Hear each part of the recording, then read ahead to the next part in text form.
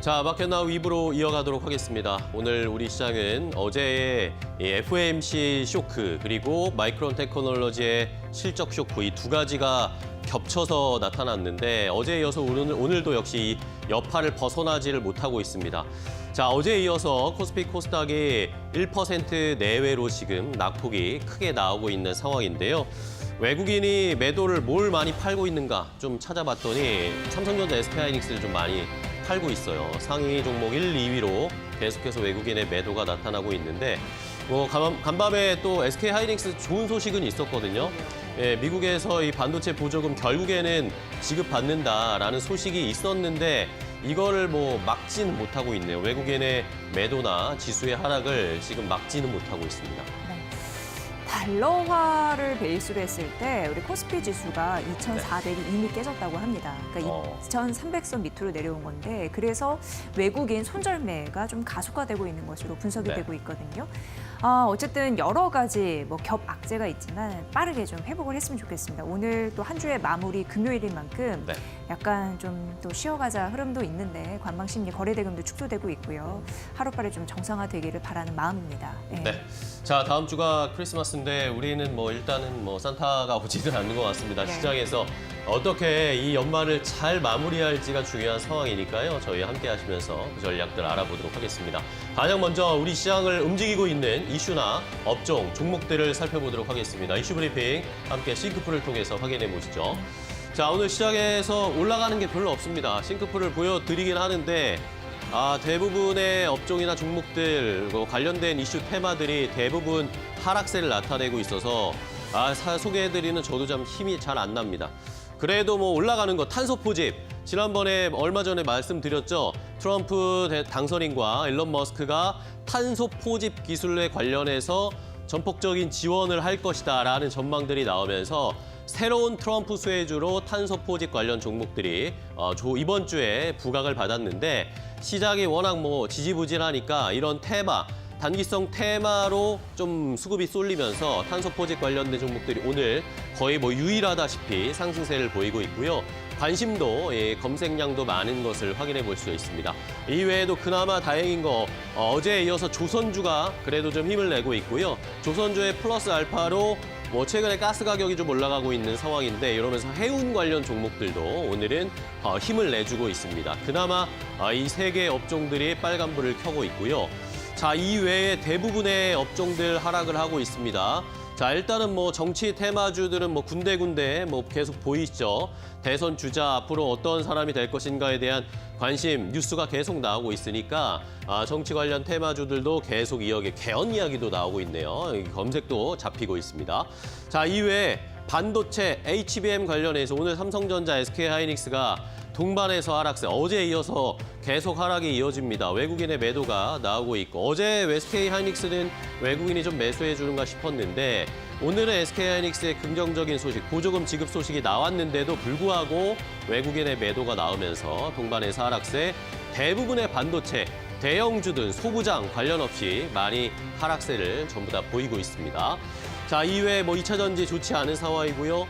좋은 이슈들이 있는 전선이라든지 그리고 풍력 이런 것들도 역시 오늘은 동반해서 하락세를 나타내고 있고 원전 관련해서 오늘 좋은 소식이 있었는데 루마니아 쪽에서 좋은 소식이 전해졌는데 사업을 따냈다는 소식이 전해졌지만 일단은 검색이나 이런 상승에 잡히지는 않고 있습니다. 이거 조금 잡히고 있는데 다 초반에 좀 상승 탄력을 보이다가 힘이 좀 빠지는 양상, 아쉬운 모습을 나타내고 있는 상황입니다. 자, 그렇다면 이런 것들 중에 어떤 이슈를 저희가 더 자세하게 살펴봐야 할지 첫 번째 이슈부터 함께 확인을 해보겠습니다. 자, 반도체 역시 가장 중요합니다. 우리 시장을 이끌어가고 우리 시장이 무너지지 않기 위해선 반도체가 힘을 더 내줘야 되고 외국인이 반도체를 사줘야 되는데 그런 여건이 좀처럼 펼쳐지지가 않네요. 자, SK하이닉스 그래도 다행인 것은 드디어 보조금을 받게 되었습니다. 미국의 상무부가 간밤에 소식을 발표했습니다. 반도체법, 이 칩스법에 따른 자금 조달 프로그램에 근거해서 SK하이닉스의 이제 반도체 보조금을 6,600억 원 가까운 돈을 지원하겠다라고 결국에는 발표를 했습니다.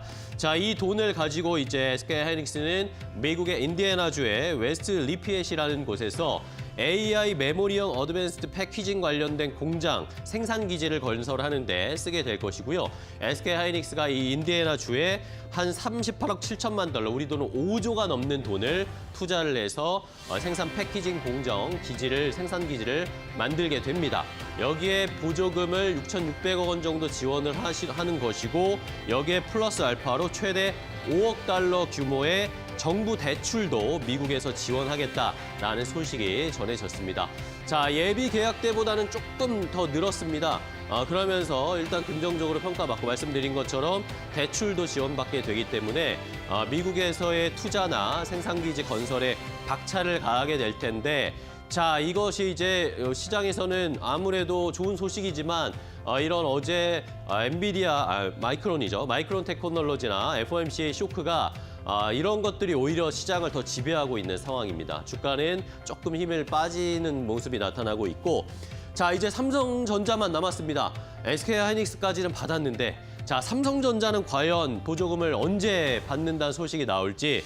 삼성전자는 지금 미국 정부랑 2030년까지 미국에 총 한 450억 달러를 투자하기로 하고 64억 달러, 9조 2천억 원 정도의 보조금을 받는 협상을 진행하고 있는데, 바이든 대통령이 퇴임하기 전에 이걸 빨리 받아야 하는데 어느 정도 시간에 받아내게 될지 이것도 계속 지켜보셔야 되겠습니다. 자, 하지만 오늘 좀 힘이 약한 모습이어서 아쉬운데요. 반도체 관련된 종목들의 주가 흐름을 또 함께 체크해 보겠습니다. SK하이닉스가 호재를 받아들이지 못하고 장 초반부터 약세 흐름을 보이고 있는 상황입니다. 최근 외국인이 4거래 연속 매수하는 흐름들이 있었는데 그게 오늘 좀 끊어가네요. 오늘 장 초반 외국인이 매도세로 전환된 흐름들이 나타나주고 있는 상황입니다. 2.7% 약세 흐름이고, 연간대나 한미 반도체도 최근 외국인의 매수세가 들어오는가 했지만 오늘 주가는 약세 3.3% 하락하고 있는 상황입니다. 그러게요. 삼성전자 같은 경우에도 반도체 관계자의 말에 따르면 트럼프 대통령 당선 전에 반도체 보조금 협상 지을 것이다라고 얘기는 하는데 봐야 할 것 같습니다. 어제 3% 약세였고요. 어제 외국인과 기관의 다시금 동반 순매도가 있었고요. 오늘 장 초반에 외국인 투자자 또 물량을 빼고 있는 것으로 파악되고 있습니다. 현재 1.5%. 그래도 SK 하이닉스 대비해서는 상대적으로 낙폭은 제한돼 있다라는 점 보시면 될 것 같고요.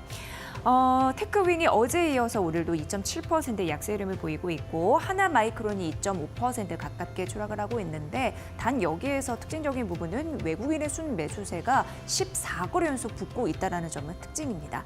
관련 반도체주 오늘은 약하다는 점 말씀드리면서 다음 테마 넘어가 보도록 하겠습니다. 자, 다음 소식은 원전 관련된 소식입니다. 오늘 시장이 이렇게 떨어지지만 사실 좋은 소식들은 꽤 여러 가지가 있었습니다. 앞서서 SK 하이닉스의 보조금 지원받는다 소식도 있었고, 원전도 새로운 사업을 따냈다는 소식이 루마니아에서 들려왔습니다. 규모는 한 1.2조 원 정도의 사업 규모인데, 이 구형 원전을 좀 개선하는, 리모델링하는 그런 사업을 따낸 것입니다. 우리나라의 한수원이 루마니아 노후 원전 개선 사업에 수주를 따냈다는 소식이 전해졌고요. 우리나라 혼자 하는 것은 아니고 캐나다의 캔두 에너지라는 회사하고 이탈리아의 안살도 뉴클리어 컨소시엄, 이렇게 합쳐서 세 나라의 기업들이 합쳐서 컨소시엄을 구성해서 사업을 참여하게 되는 형태로 진행이 됩니다. 총 사업비는 2.8조 원 정도가 되는데, 여기에서 우리나라의 포션이 한 40% 정도가 돼서 1.2조 원 정도의 사업을 우리나라 K원전 업체들이 따내게 된 것입니다. 자, 이러니까 이제 앞으로 이런 비슷한 관련된 사업들의 수주를 좀 많이 따낼 수 있지 않을까라는 기대가 커지고 있는 상황인데요. 얼마 전에 저희가 올해 체코 원전 24조 원 규모의 원전 수주를 따냈잖아요. 이것과 관련해서 긍정적인 계약 체결 소식이 이어지지 않을까라는 기대도 하고 있고, 새로운 원전을 짓는 것이 아니라 기존 원전을 리모델링하고 개보수하는 이런 사업에도 이제 앞으로 사업 진출 가능성이 조금 더 열리지 않을까라는 그런 기대감도 형성되어 있습니다. 자, 이러면서 우리나라는 한전 KPS나 두산에너빌리티나 삼성물산이나 현대건설이나 이런 업체들이 함께 동반해서 이 사업에 참여하게 될 것으로 보이는데요. 자, 과연 원전 관련된 종목들 오랜만에 긍정적인 소식 저희 받아 들었는데 과연 주가는 어떻게 움직이고 있을까요? 함께 확인해 보겠습니다. 네, 의미 있는 사업에 한수원과 협력 업체들 주목하시면 될 것 같아요. 앞으로 함께 시공과 건설에 참여할 것으로 예상되는 4가지 기업, 4개의 기업을 함께 알아보도록 하겠습니다. 우선 한전 KBS는 그동안 많이 올랐습니다. 어제까지 9거래 연속 상승을 했으니까요. 오늘 하락 전환된 힘, 이 부분이 영향, 그런 부분이 이제 차익 실현 매물이다라고 보시면 될 것 같고, 한 달 사이 외국인의 매수세가 들어왔다라는 한전 KPS. 대시증권에서도 분석을 내놨던데 배당 관련해서도 가장 모멘텀이 강할 수 있는 원전 수혜주의다라면서 목표 주가로도 6만 원으로 제시를 했더라고요. 참고를 해보시면 될 것 같습니다. 두산 에너빌리티 오늘 2%대 반등세를 유지를 하고 있는 상황인데요. 미국 테라파워에 주 기기를 공급하게 됐다라는 계약 체결 소식이 있었으니까 참고를 해보시면 될 것 같습니다. 그리고 현대건설 긍정적인 흐름들이 있었습니다. 워낙 또 주가가 많이 빠지기도 했고요. 건설 관련해서도 이제 주력이 이제 건설이니까 수주 경쟁력 있고 신사업, 원전 관련주로도 포함이 되겠죠. 그런 부분에서 가치가 제고될 것이다라는 증권사 분석 있었습니다. 우리 기술이 지금 1.5% 상승하고 있는데 국내 유일의 기술을 갖고 있습니다. 원전 제어 계측 설비 관련된 기술입니다. 그런 관련주를 뛰면서 원전 관련주를 뛰면서 현재 1,803원을 기록하고 있다는 점 말씀드릴게요. 자, 마지막 테마 보러 가시죠. 자, 마지막으로 살펴볼 테마는 앞서서 저희가 싱크풀에 유일하게 빨갛게 큰 원이 그려져 있었던 이 탄소 포집 관련된 종목들의 흐름을 확인해 보겠습니다. 얼마 전에 이번 주에 탄소 포집과 관련된 테마가 형성이 됐고 트럼프 당선인과 일론 머스크 CEO가 이제 앞으로 탄소 포집과 관련된 지원, 그리고 이게 탄소 포집 기술이 필요하다라고 이제 언급을 하는 모습들도 나타났죠. 이러면서 이 탄소 포집과 관련된 지원금은 삭감하지 않을 것이다. IRA에서 탄소 포집과 관련된 기술의 보조금은 계속 지원될 것이다. 이런 가능성이 배두가 되면서 탄소 포집 관련된 종목들이 새롭게 트럼프, 머스크 수혜주로 부상이 되고 있습니다. 그런 흐름은 이번 주도 계속 후반까지 이어지고 있는 상황인데요. 자, 이게 아무래도 그때도 말씀드렸지만 왜 탄소 포집을 트럼프나 일론 머스크가 지원하느냐? 결국에는 미국의 대표적인 에너지 기업인 옥시덴탈 페트롤리움이나 엑소모빌 같은 석유를 뽑아내는, 석유를 생산하는 기업들이 이 탄소 포집 기술을 활용해서 석유를 생산해야 효율도 훨씬 더 좋고 훨씬 더 많이 뽑아낼 수 있고 이런 기술이 도움이 된답니다. 그래서 탄소 포집 활용 저장 이 기술을 지원할 것으로 보이고 있고요. 자, 그렇다면 우리나라는 탄소 포집과 관련된 기술들 잘 운영하고 새로운 사업들을 하고 있는지를 체크를 해봤더니 꽤나 괜찮은 사업들을 하고 있다라는 이 언론 보도들이 나왔습니다. 자, 일단은 우리나라와 말레이시아 기업이 함께 추진하고 있는 이 셰퍼드 CCS 허브 프로젝트가 진행이 되고 있는데 이게 순조롭게 지금 진행이 되고 계약이 체결되고 있다라는 소식이었습니다. 자, 이것은 그러니까 국내에서 울산산업단지에서 발생된 이산화탄소를 포집을 해서 이것을 말레이시아로 이송해서 그걸 저장하는 그런 골자로 하는 그런 시스템을 갖는 사업을 추진하고 있다는 것인데 일단은 우리나라와 말레이시아가 잘 조화롭게 그 사업을 추진하고 있다라고 합니다. 자, 여기에 우리나라의 기업 한국석유공사나 삼성 E&A나 롯데케미칼이나 이런 회사들도 함께 참여하겠다라는 그런 사업 참여 의향서도 함께 체결했다고 하니까 관련된 기업들이 어떻게 사업을 추진하는지 앞으로 계속 모니터링하면서 트럼프 당선인이 실제로 탄소 포집 관련된 긍정적인 정책을 내놓는지도 주가가 더 튀어오를 수 있는 모멘텀이 될 테니까 잘 살펴보셔야 되겠습니다. 자, 마지막으로 탄소 포집 관련된 종목 주가 흐름 확인해 보시죠. 네, 에코바이오가 상한가를 갔는데 상한가 일부 풀리고 25% 상승세 보여주고 있습니다. 에코바이오 쭉 가네요. 그리고 에코아이 같은 경우에도 15% 상승 보여주고 있는데 에코바이오는 그 수도권 매립지에 그 탄소 관련해서 그 시설을 좀 운영을 하고 있거든요. 예, 그런 부분 보시고 에코아이가 현재 19,850원 선을 기록을 하고 있습니다. 여기는 친환경 컨설팅 기업이다 이렇게 보시면 될 것 같고요. 탄소 포집과 관련해서 장치 기술을 보유하고 있는 캠트로스 오늘 12% 상승세 현재 유지를 하고 있습니다. 에어라인은 잘 알겠지만 국내 유일의 기술 기술을 가지고 있습니다. 질소, 메탄, 이산화탄소 필요한 기체를 이제 분리할 수 있는 겁니다.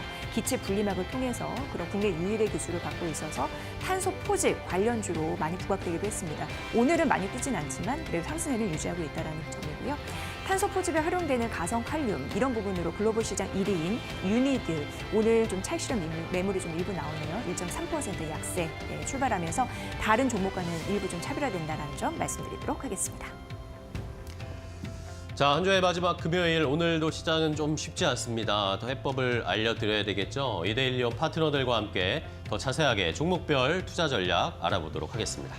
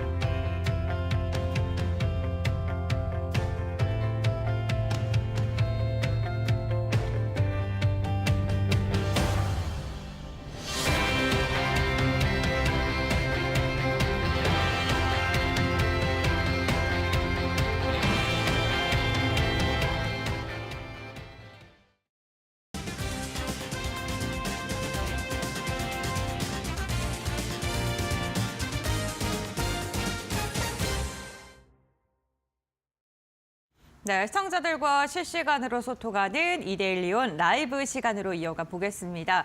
오늘도 여러분들의 궁금증들 채팅창에 남겨주시면요. 저희가 방송 중에 파트너님과 함께 시장에 대한 해답을 모색하는 시간으로 이어가 보겠습니다.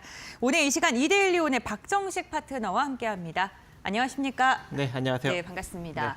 네. 우선 저희 오늘 시장에 대한 이야기를 먼저 해야 될 것 같은데요. FOMC에 대한 여파가 오늘까지도 좀 지속되고 있는 것 같아 보입니다. 시장 좀 어떻게 보고 계세요?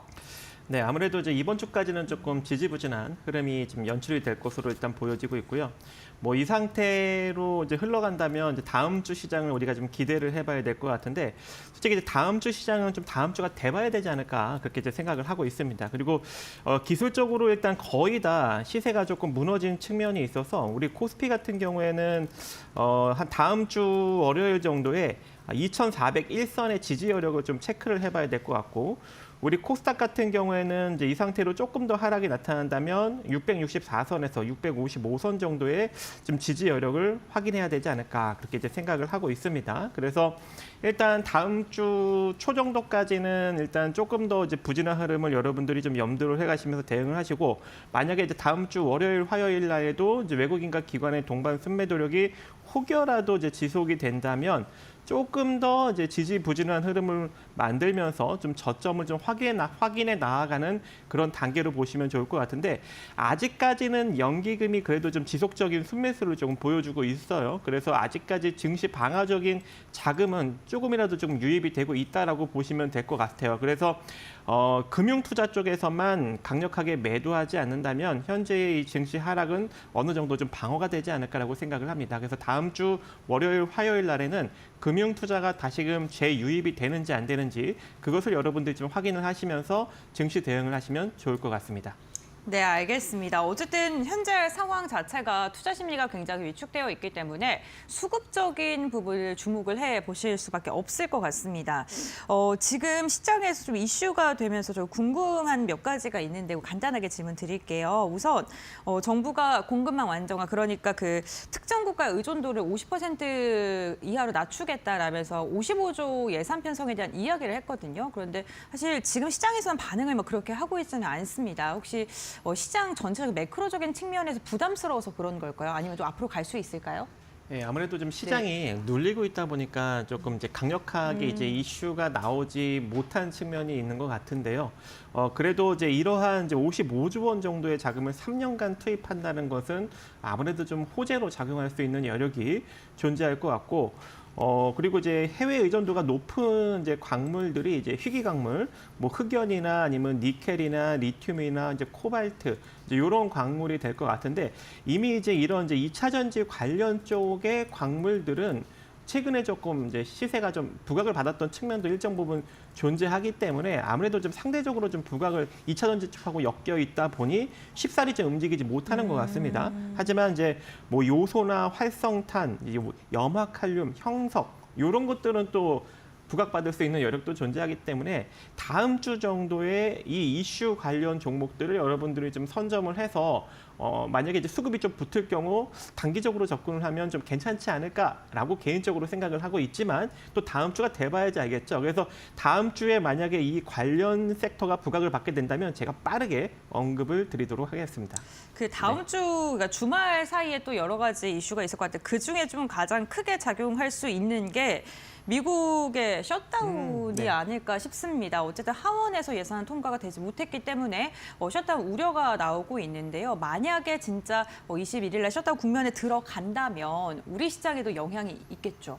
어느 정도는 네. 있지 않을까라고 생각을 해요. 크진 왜냐면 않을 거라 보세요? 네, 어차피 뭐 지금도 외국인 자금이 지속적으로 이탈이 네. 되고 있고 뭐 셧다운이 돼도 뭐 이탈 정도 수준밖에 안 되지 않겠습니까? 그래서 그냥 현재의 국면이 조금 이제 유지가 된다라고 보시면 될 것 같고 그리고 이제 지금까지 계속적으로 이 3개월 정도 이 네. 단기 예산은 통과시키면서 지금 버티고 있는 그런 국면인데 만약에 이제 이번에도 통과가 될지 안 될지는 모르겠지만 오늘이죠. 오늘 잘 통과가 된다면 다행이지만 만약에 통과가 안 된다 하더라도 트럼프 때만큼 셧다운이 좀 길게 유지될 것 같지는 않아요. 네. 그래서 그냥 뭐 단기적으로 여러분들이 좀 단기적인 악재로 접근을 하시는데 이미 우리나라 시장은 충분히 지금 하락이 나오고 있는 그런 국면이기 지금보다 때문에 안 좋을 수 없다. 그렇죠. 네. 뭐 그렇게 크게 시장에 영향을 주지는 않을 것으로 판단이 됩니다. 알겠습니다. 그러면 매크로적인 측면 알아봤고요. 이제는 파트너님께서 주목하고 계시는 오늘장에 체크해봐야 될 이슈라던가 섹터에 대한 이야기 나눠보겠습니다. 오늘 가장 먼저 짚으신 이슈는 어떤 걸까요? 네, 탄소 포집입니다. 자, 탄소 오늘 포집. 개장 방송 때도 이제 언급을 드렸던 이슈인데요. 오늘 제가 여러분들한테 이제 유니드와 이제 캠트러스 이제 이런 두 종목을 언급을 드렸는데 캠트러스 같은 경우에는 오늘 장중에 무려 이제 23%나 급등이 나왔던 측면이 있습니다. 그래서 이 탄소 포집 관련 섹터를 여러분들이 지금부터 또 이제 관심을 가져볼 필요성이 존재할 것 같은데요.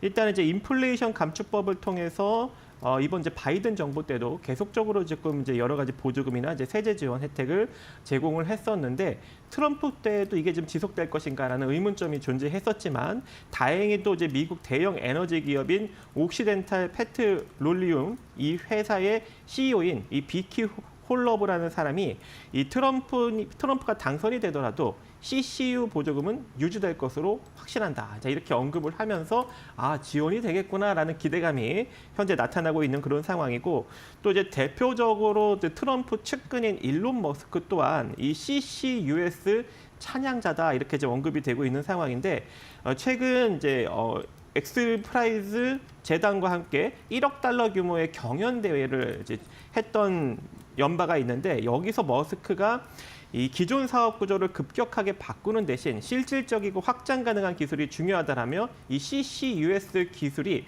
화석 연료 산업과 공존하면서 이산화탄소 감축을 돕는 현실적인 방법이다라고 이제 평가를 했습니다. 그래서 마찬가지로 이런 언급들을 보았을 때 지원 가능성이 있겠구나 이렇게 지금 다시금 또 기대감이 강력하게 불면서 현재 그 관련 종목들이 움직이고 있고 우리나라 기업들도 뭐 SK나 아니면 이제 포스코 아니면 롯데케미칼 이제 이런 쪽에서도 이 탄소 포집 관련 기술을 지속적으로 투자를 하면서 연구 개발을 하고 있는 측면이 있거든요.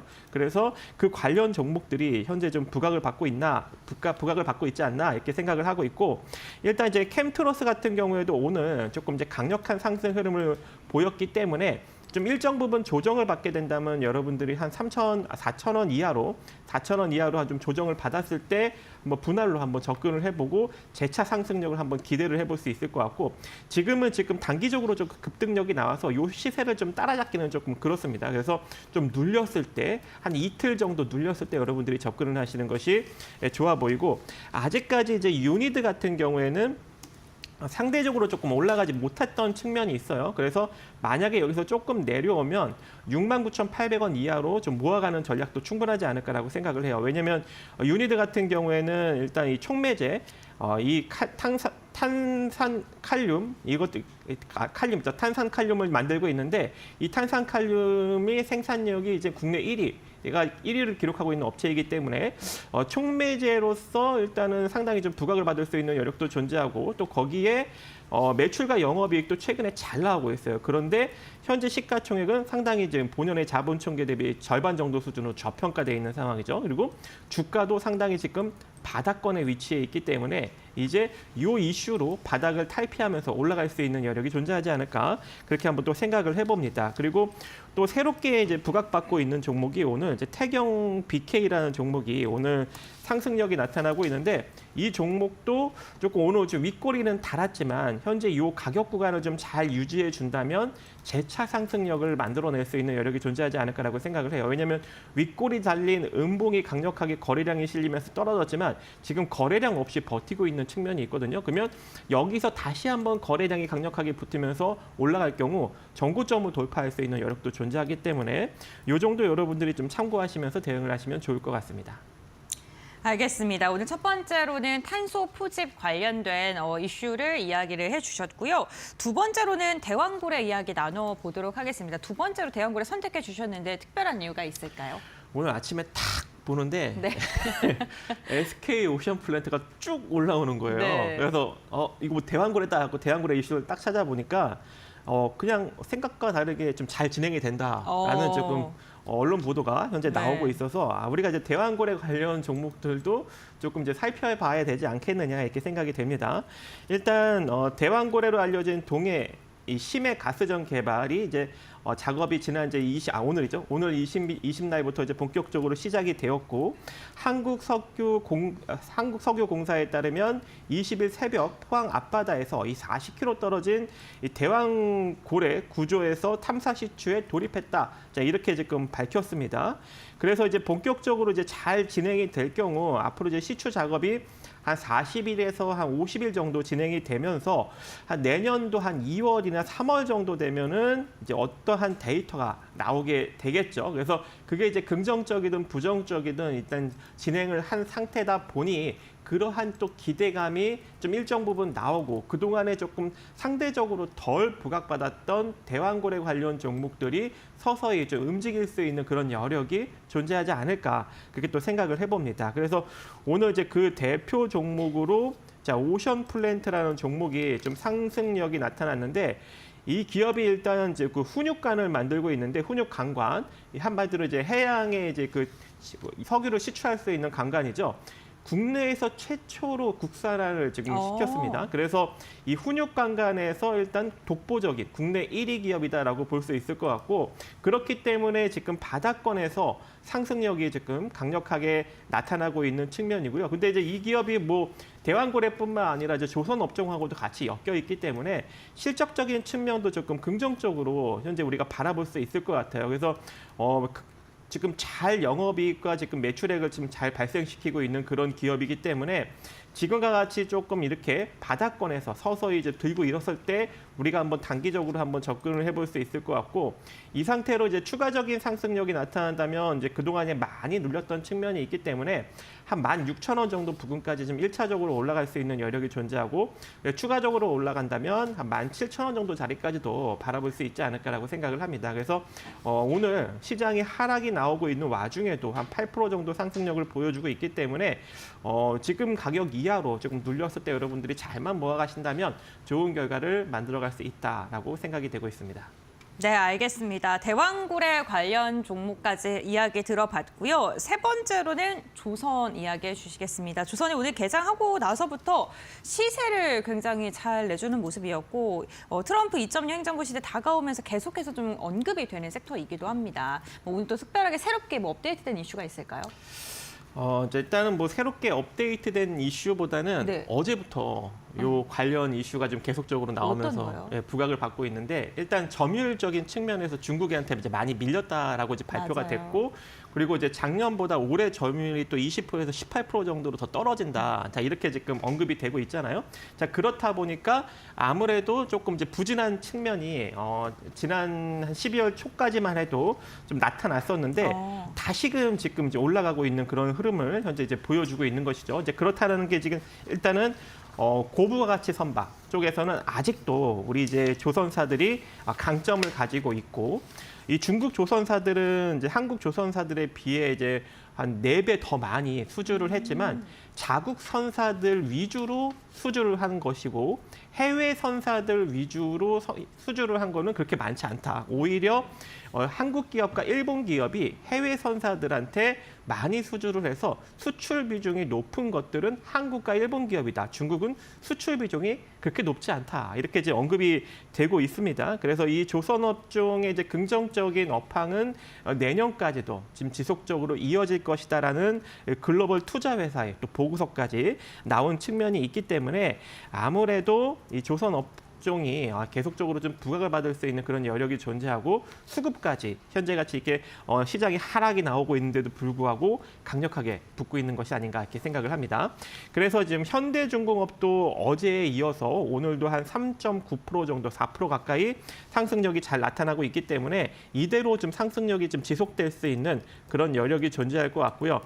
최근에 이제 하나오션 같은 경우에는 조금 이제 눌렸던 측면이 있습니다. 하지만 오늘 다시 또 바닥을 다지고 올라서고 있는 그런 단계이고 또 이제 필리조선소로 이제 본격적으로 인수를 완료했다라는 소식을 또 오늘 전했죠. 그래서 이제 미국 측의 일단 군함 수리 같은 경우에도 이제 수주를 조금 많이 받을 수 있는 그런 가능성까지 열렸습니다. 그래서 그 수주 이슈만 좀 잘만 나와준다면 이대로 하나오션도 좀 올라갈 수 있는 여력이 존재하고 제가 이제 어제 이제 언급을 드렸던 HJ중공업 같은 경우 눌렸을 때 좀 잡아라. 좀 눌릴 줄 알았거든요. 근데 안 눌리고 그대로 조금 올라가고 있어요. 그래서 제가 여기 이렇게 색깔까지 칠하면서 눌리면은 한 4,780원에서 4,230원 사이로 잡아라 그랬는데 오늘 이렇게 올라가고 있어서 어쩔 수 없이 그냥 이대로 또 보내줘야 되는 거 아닌가 또 이렇게 생각을 해봅니다.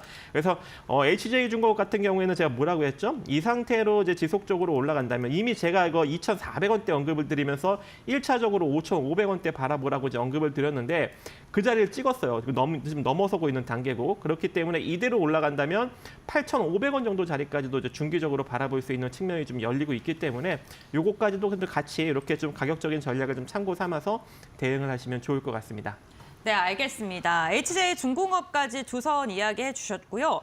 이제 공약주에 대한 말씀을 들어보겠습니다. 지난번 공약주인 LG랜드가 말씀해 주시고 나서 상한가에 안착하기도 했었고 지속적인 상승을 나왔기 때문에 오늘 공약주 궁금하신 분들 많으실 것 같아요. 네, 좀 부담드렸나요? 네, 아니요, 부담되지 않습니다. 네, 오늘 공약주는 어떤 종목일까요? 네, SK 오션 플랜트 이제 시세가 막 시작되고 네. 이제 탐사가 본격적으로 시작이 됐으니까 또 이제 강간 1위 업체이기도 하잖아요. 국내에서 유일하게 가장 먼저 지금 국산화를 시작한 그런 업체이기 때문에 아무래도 좀 후발로, 그러니까 그동안은 이제 다른 관련 종목들이 이제 많이 상승했다면 이번에는 이제 SK 오션 플랜트가 조금 많이 부각을 받을 수 있는 여력이 존재하지 않을까 생각을 해봅니다. 그래서 SK 오션 플랜트 지금 가격 이하로 대략 한 13,100원 정도 자리까지 여러분들이 좀 분할로 한번 접근을 해보시고요. 혹여 이제 13,100원이 이탈되면서 12,900원까지 이탈이 되면 그때는 이제 빠르게 시세가 안 나올 수 있어요. 그때는 좀 자금을 회수하시고 자, 이 상태로 이제 단기적인 상승력이 그대로 이어진다면 1차적으로 한 14,500원 정도 자리를 바라보시는데 이 14,500원 자리가 잘 돌파가 된다면 17,500원 정도 자리까지도 올라갈 수 있습니다. 그래서 그 정도 여러분들이 가격적인 전략을 좀 참고 삼아서 대응을 하시면 좋을 것 같습니다. 네, 알겠습니다. 오늘의 공약주는요, SK 오션플랜트이고요. 가격 전략까지 제시해 주셨으니까요. 참고하시면 좋을 것 같습니다. 오늘 말씀은 여기까지 듣도록 하겠습니다. 고맙습니다. 네, 감사합니다.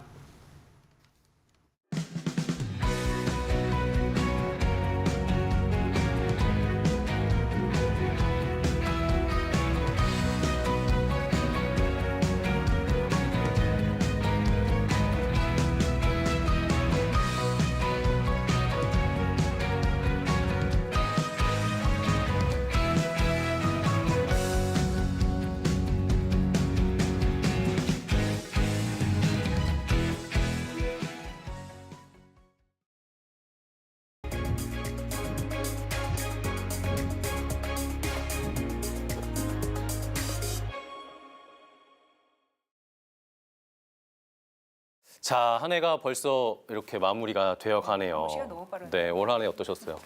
아, 올 한 해 항상 저희가 그런 얘기 하잖아요. 다사다난했다. 근데 진짜 올 한 해는 말도 많고 탈도 많고 굉장히 그러니까요. 혼란스러운 한 해가 아니었나 싶습니다. 그 어느 때보다 큰 이슈들도 많았고 경제와 관련된 앞으로의 전망이나 뭐 평가도 많았고 그래서 주식시장도 더 요동쳤던 것 같습니다.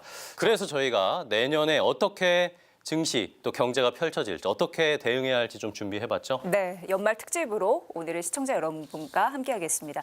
2025년 내년 한 해 과연 우리 한국 경제에 있어서 환율, 산업, 증시 전망은 어떤지 심층적으로 분석을 해드릴 건데요. 그래서 오늘 굉장히 연말 특집을 맞아서 소중한 두 분이 네, 걸음을 그렇죠. 해주셨습니다. 그렇습니다. 저희가 특별히 모셨습니다. 네. 자, 첫 번째는 김영희 서강대 경제대학원 교수님과 네. 배종찬 인사이트K 연구소장을 모셨는데요. 먼저 인사부터 나눠보도록 하겠습니다. 네. 두 분 어서 오십시오. 반갑습니다. 반갑습니다. 네. 미리 새해 복 많이 받으시고요. 복 많이 받으시죠. 네. 자, 오늘 또 바쁘신데 두 분이 함께 해주셨는데 두 분의 고견을 또 좋은 인사이트를 저희가 듣고 싶습니다. 많은 시청자분들이 궁금해하실 것 같은데 과연 내년에 이제 새해에는 우리나라 정말 계속 성장할 수 있을 것인가 이런 질문을 한다는 것 자체가 참 가슴 아프긴 한데 김영익 교수님은 어떻게 전망하세요? 경제를 볼 때 구조적인 거하고 네. 사이클적인 요인 이걸 봐야 될 것 같아요. 구조적인 요인은 우리 잠재 성장이 계속 하락하고 있죠. 네. 그래서 우리 잠재 성장률이 1980년대 10%였거든요. 근데 97년에 외환위기를 겪으면서 5%로 떨어졌고요. 현재는 2%에서 1% 후반으로 진입하는 과정인 것 같습니다. 잠재 성장이 이렇게 하락하는 거는 노동, 자본, 생산성 이게 잠재 성장을 결정하는데요. 주로 노동이 감소하고 있기 때문이죠. 그래서 구조적으로 우리 잠재 성장률이 하락하고 있다. 이게 우리 경제 구조적인 문제고요. 그다음에 사이클적인 요인으로 보면은 우리 경제 올해는 좀 회복됐었어요.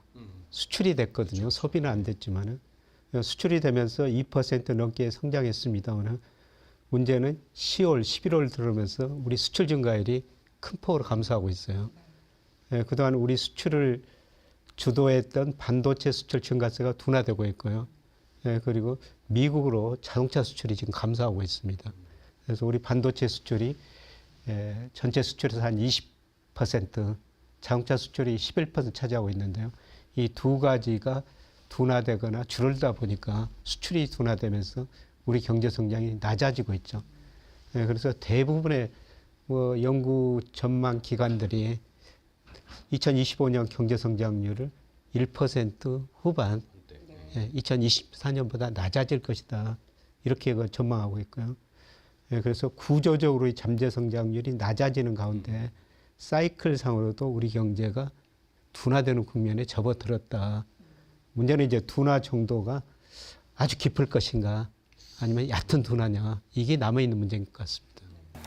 우리 한국 경제는 사실 이 수출이 굉장히 큰 경제의 버팀목이었잖아요. 근데 말씀해 주셨다시피 올해는 잘 가다가 그 효자 품목이라고 할 수 있는 반도체나 차 이쪽의 성장세가 둔화가 되면서 약간 이제 정체되는 그런 흐름들이 나타났습니다. 그래서 저는 사실 이게 한국 경제 침체라는 표현보다 많은 분들이 그걸 혼동해서 쓰시는데 그건 아니고 성장률 둔화 이렇게 좀 표현을 하고 싶은데 어찌됐건 내년 같은 경우에는 저희가 2025년 대전망을 해드리지만 투자도 활성화돼야지 경제도 도는 거잖아요. 피가 그렇죠. 돌듯이 이게 필요한데 사실 우리나라 같은 경우에는 엄청나게 가계부채 도 늘고 있고 집값 상승, 뭐 양극화도 있긴 했지만 이런 요인 때문에 과감한 정책 변화를 또 이끌지 못하지 않을까 이런 우려는 또 사실 있거든요. 네. 그에 대해서는 교수님 어떻게 보십니까? 예. 예, 우선 그 침체 정의부터 좀 말씀을 드리면요.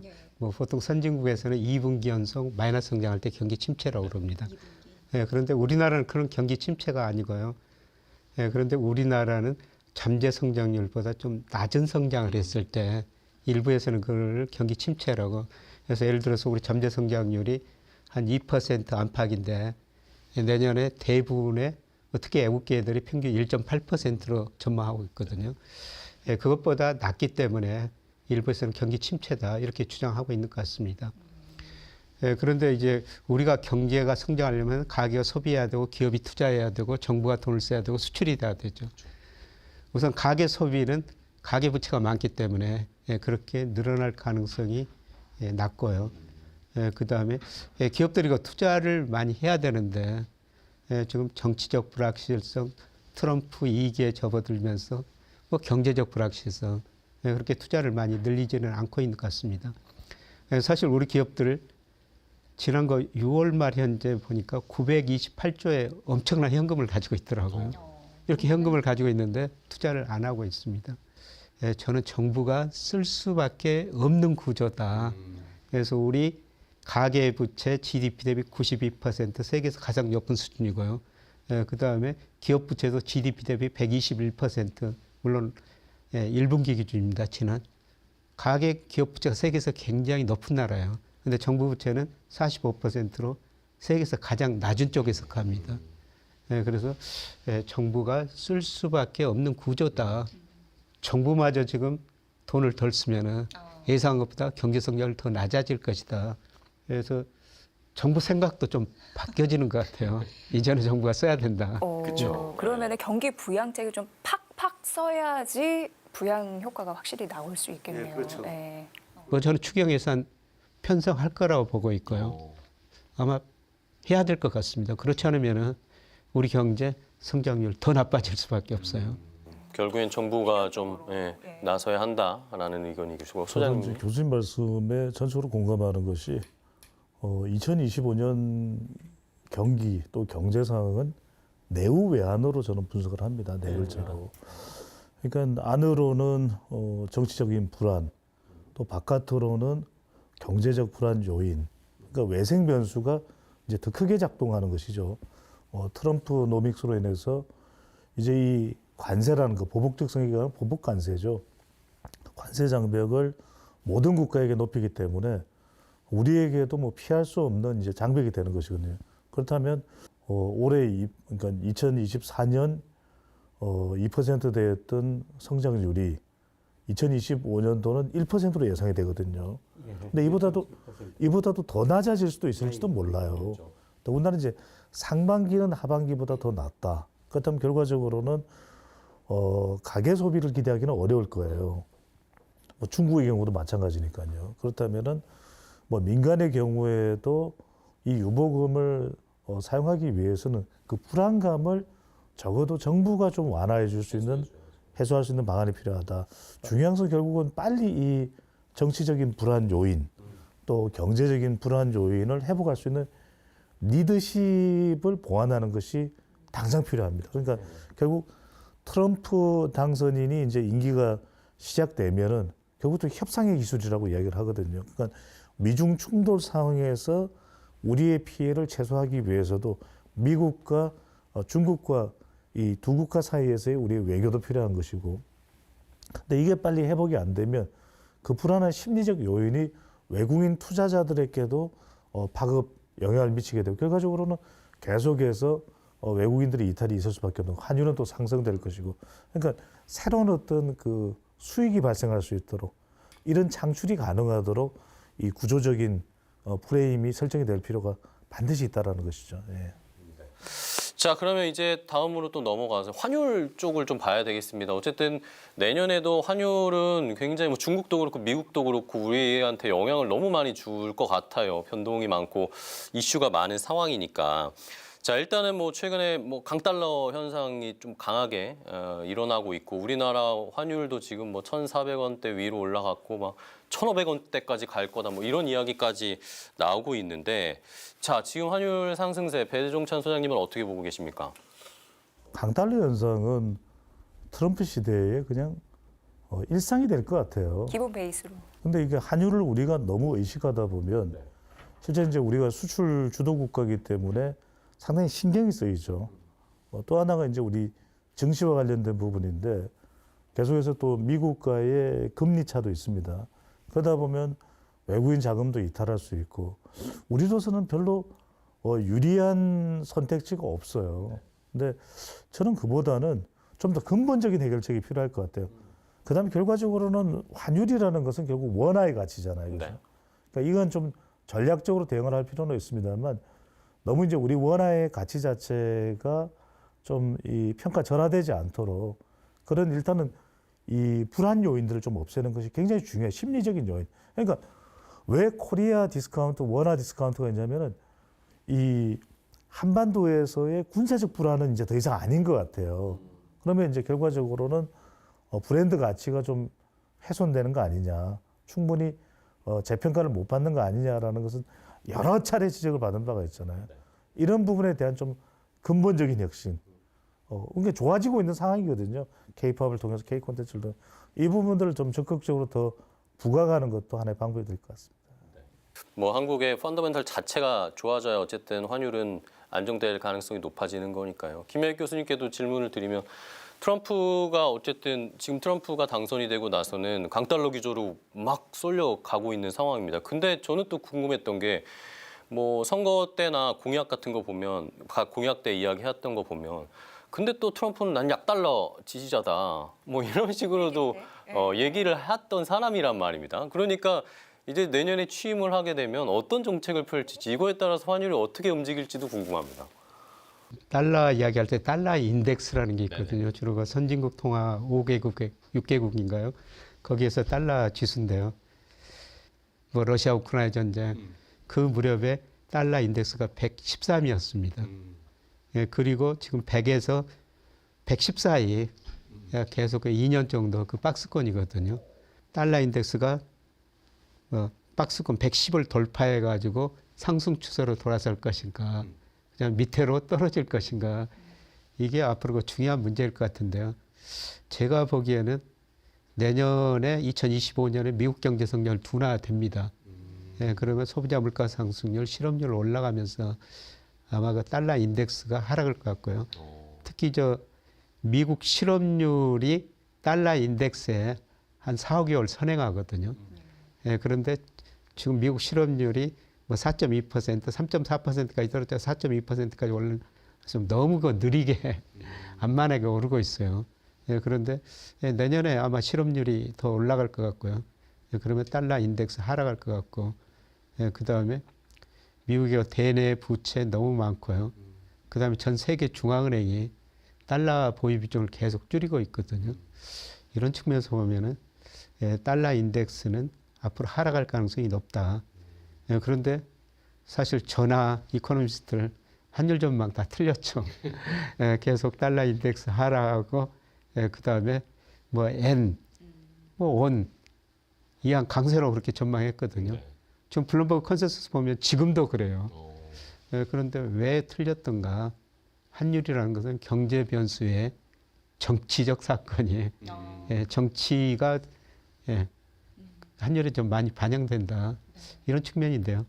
경제만 보면은 분명히 달러의 약세로 가야 되는데 앞으로 정치가 어떻게 될지. 특히 우리 원화환율이 이렇게 높은 수준 유지한 거는 우리가 정치적 불안 때문이거든요. 그래서 이거는 정치적하고 경제를 같이 따져봐야 될 것 같습니다. 정말 올해 연말에 전국이 너무 혼란스럽다 보니까 환율의 그 변동성이 굉장히 심했잖아요. 근데 제가 어디서 읽어봤습니다. 환율이 10원 오르면 자본 비율이 0.02%포인트 하락한다라는 이슈가 있었어요. 그러니까 환율도 확 오르면 많은 부작용이 생기는 것 같아요. 깨알 상식으로 왜 그런지 교수님 좀 설명 좀 부탁드리겠습니다. 뭐죠? 우리 원화 가치가 떨어지면 은행이 가지고 있는 대자산 가치가 떨어지죠. 그리고 환율이 오르면은 시차를 두고 물가가 오르게 되거든요. 그럼 물가가 오르게 되면 한국은행은 금리 인상할 수밖에 없죠. 금리를 인상하면은 또 소비 투자가 줄어들고 은행 대출 부실 여신이 증가하게 되는 거예요. 그래서 최근에 환율이 오르니까 우리 밸류업이라고 해가지고 은행주들 뭐 상반기까지는 많이 올랐거든요. 근데 환율이 오르니까 이 급락가 됐죠.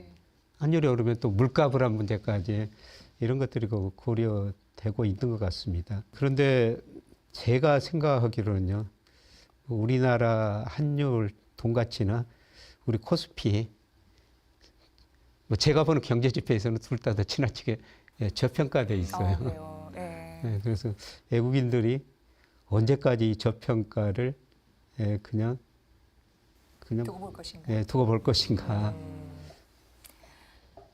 조만간 저는 외국인들이 우리 주식, 일부 외국인들은 우리 주식을 살 거라고 보고 있거든요. 얼마 전에 그 하워드 막스라고 우리 한 신문하고 일면에 걸쳐서 인터뷰를 했더라고요. 그런데 그 사람이 가장 주식시장에서 단순한 이야기를 하는 거예요. 주식은 비쌀 때 팔고 쌀 때 사는 거죠. 그건 너무 쉬운 일이죠. 근데 우리가 그걸 못 하고 있으니까 돈을 못 벌고 있는 거죠. 뭐 지금 외국계들 특히 골드만삭스가 그동안 우리 경제를 상당히 낙관적으로 봤었거든요. 그런데 뭐 내년 성장률 낮추고 우리 주식에 대해서 바이에서 중립으로 낮춰놨더라고요. 저는 골드만삭스 계속 그 자료를 보고 있는데요. 처음이에요. 그동안 정말 우리 경제 낙관적으로 봤었거든요. 그래서 그렇게 낙관적으로 보는 골드만삭스까지 그런 자료를 내는 거 보니까. 근데 저는 그렇게 보지는 않습니다. 왜냐하면 저는 굉장히 반둠인데, 반둠인데, 골드만삭스가 상당히 긍정적으로 봤던 이유 중에 하나는 우리 이제 기술력이었거든요. 어떻게 폐허가 됐던 나라에서 그런 고도의 기술력을 응집된, 뭐 비판이 나올 수 있지만 그 재벌이라고 하는 대기업의 가장 생산적인 요인을 빨리빨리 문화와 결집을 한 것이고, 또 한편으로는 한국 민주주의의 승리였죠. 1987년 이후에. 그래서 심지어는 골드만삭스 같은 경우에는 통일만 되면 세계 2위의 국가로 도약할 수도 있다. 그런 전망까지도 내놓기도 했어요. 한때 우리 정부의 광고가 그 문구를 따라서 활용을 할 정도였는데, 저는 근데 지금 시점에서 우리가 뭐 이제 새해를 전망하면서 한 해를 또 전망하면서 한 해를 분석하고 또 전망하면서 이 불안 요인이 뭐 아주 내내 길어지지는 않을 것 같아요. 그러면 대체로 좀 불확실성이 제거되는 로드맵이 구체적으로 이제 인식되고 추진되는 시점이 대체로 이제 3, 4월 정도 될 것이다. 그러면은 저는 그것이 이제 트럼프 임기 두세 달 뒤거든요. 그렇다면 많은 분들이 이 우려하는 것은 뭐 트럼프 집권이 바로 들어가도 그게 한꺼번에 쏟아질 수는 없어요.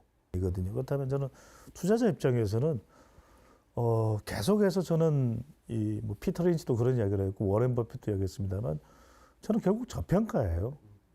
그 한국 주식 가격이 싸다라는 교수님의 분석에 전적으로 공감하는 것이 그냥 기업만 하나 놓고 이게 만약에 S&P 500에 가 있었다. 나스닥에 가 있었다면 전혀 다른 대접을 받았을 거예요.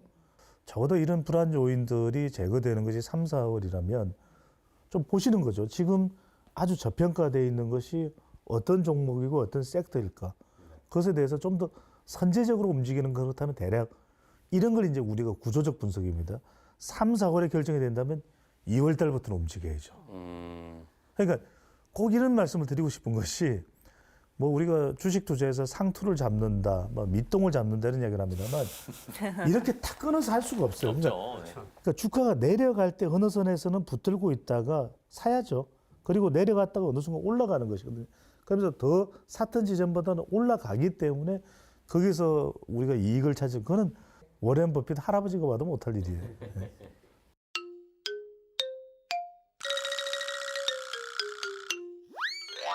해법을 좀 알아야 된다는 생각이 듭니다. 그런 상황에서 어떤 업종들을 이런 영향을 덜 받을 업종, 어떤 걸로 보고 투자를 좀 해봐야 될지 배종찬 선생님 어떻게 생각하세요? 저는 우선 말씀드리고 싶은 것이 일단은 시점을 먼저 말씀드리면 저는 장타로 봐야 된다. 이거를 단기적인 투자 기준을 가져가면 저는 굉장히 혼란스러울 것 같아요. 결과적으로는 불투명했던 거, 불확실했던 거, 또 불안정했던 것이 거치는 건 시간이 걸릴 수밖에 없거든요.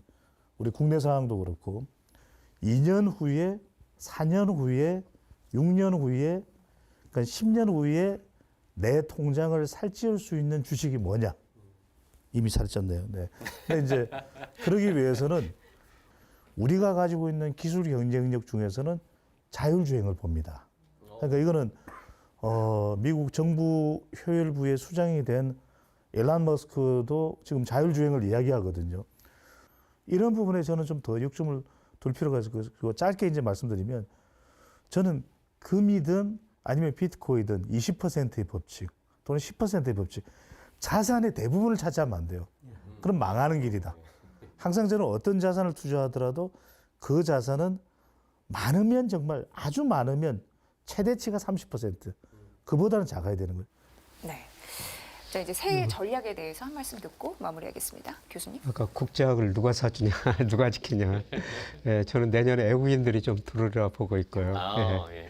그다음에 자산 배분 굉장히 중요한데 사실 제가 뭐 지난 1년 반 동안은 정말 그 채권 투자 좀 많이 하십시오. 채권 투자하십시오. 그래서 어떤 방송 진행자는 제 얼굴만 보면은 채권 생각난다. 그동안 채권 투자하신 분들, 특히 만기가 긴 채권 투자하신 분들 수익 엄청 내셨을 거예요. 그렇죠. 네. 예, 그런데 금리가 이미 많이 떨어져가지고 내년에 금리 하락 속도는 좀 둔화될 것 같습니다. 예, 채권에서 시세 차익 누리기는 지금 같지는 않을 것이다. 예, 그래서 그동안 제가 채권 투자를 많이 늘리라고 말씀드렸습니다만 이제는 좀 비중을 좀 줄이고요. 저평가된 주식 비중을 좀 많이 늘렸으면 좋을 것 같아요. 예, 그런데 말씀을 드렸습니다만은 이제 저는 미국 주식보다는 신흥시장, 우리나라 주식 비중을 좀 늘렸으면 좋을 것 같고요. 예, 그다음에 뭐 2025년 우리 경제 별로 안 좋습니다. 근데 경제 전망치를 전부 보면요.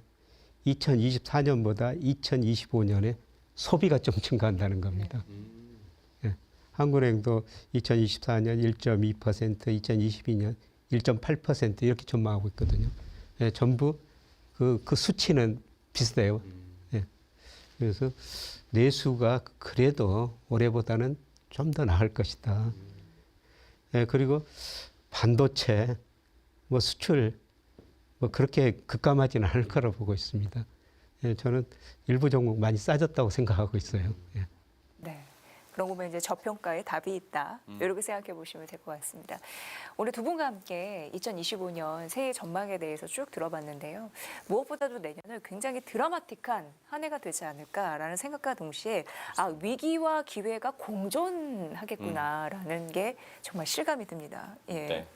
2025 증시 대전망 두 분과 함께 이야기 나눠봤습니다. 서강대학교 김영희 경제학과 교수 그리고 인사이트K 배종찬 소장과 함께했는데요. 오늘 좋은 말씀 해주셔서 감사하고요. 다음에 또 꼭 나와주십시오. 약속하셨습니다. 4월입니다. 네, 알겠습니다. 고생 많으셨습니다. 고맙습니다.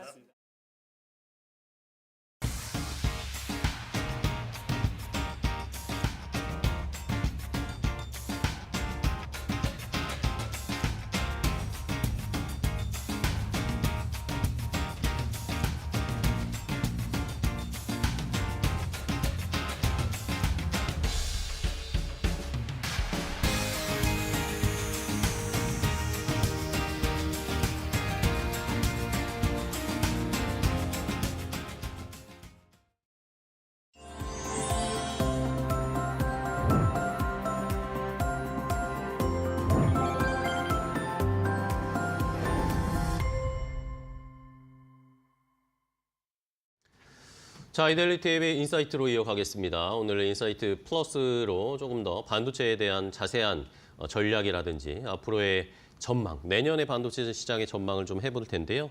그 전에 중국 시장의 출발 상황 간단하게 좀 체크를 해드릴게요. 어제 중국 상해 종합지수나 홍콩 항생지수 모두 0.3에서 0.5% 내외로 하락하면서 거래를 마감했는데 오늘은 뭐 중국 상해 종합지수는 약보합권 출발, 홍콩 항생은 강보합권 출발, 큰 변동은 없이 출발을 하고 있고 어제는 뭐 반도체 마이크론발 쇼크, FOMC 쇼크 때문에 전반적으로 아시아 시장이 하락세로 거래를 마감했죠.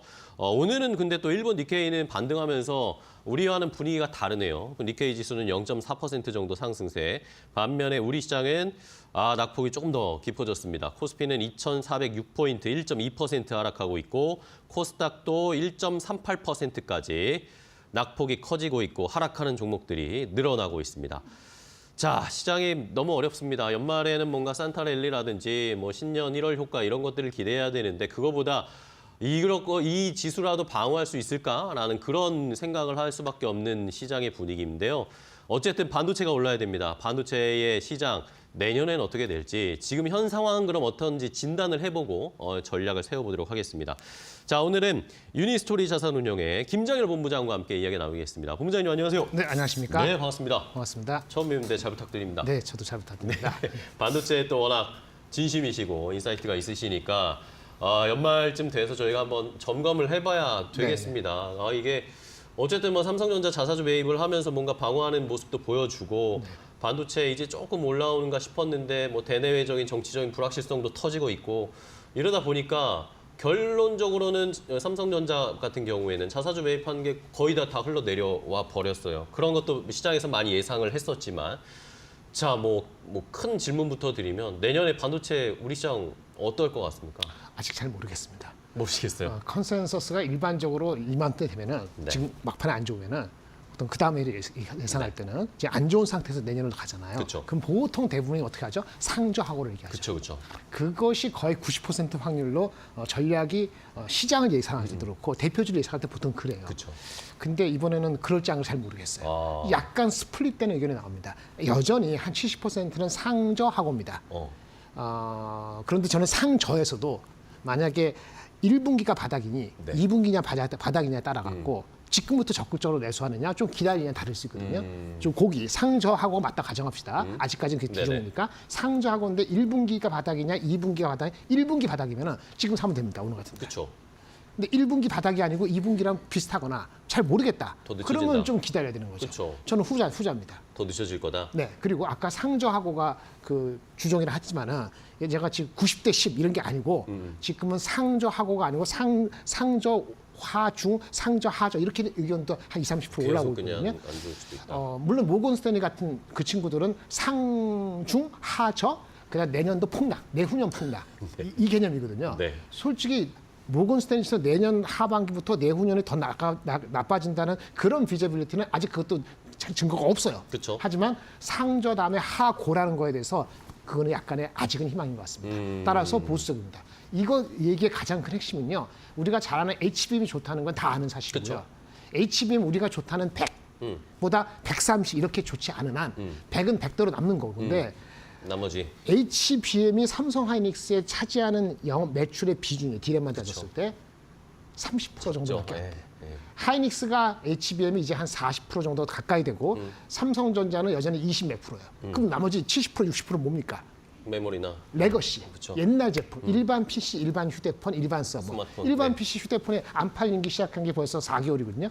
그때부터 8월 말부터 삼성전자가 빠지기 시작한 거예요. 근데 어저께 마이크론이 생각보다 더 안 좋아요. 그렇죠. PC하고 휴대폰은. 네. 그래서 얘네 기준으로 희망이 3월부터 좀 회복됐으면, 그렇죠?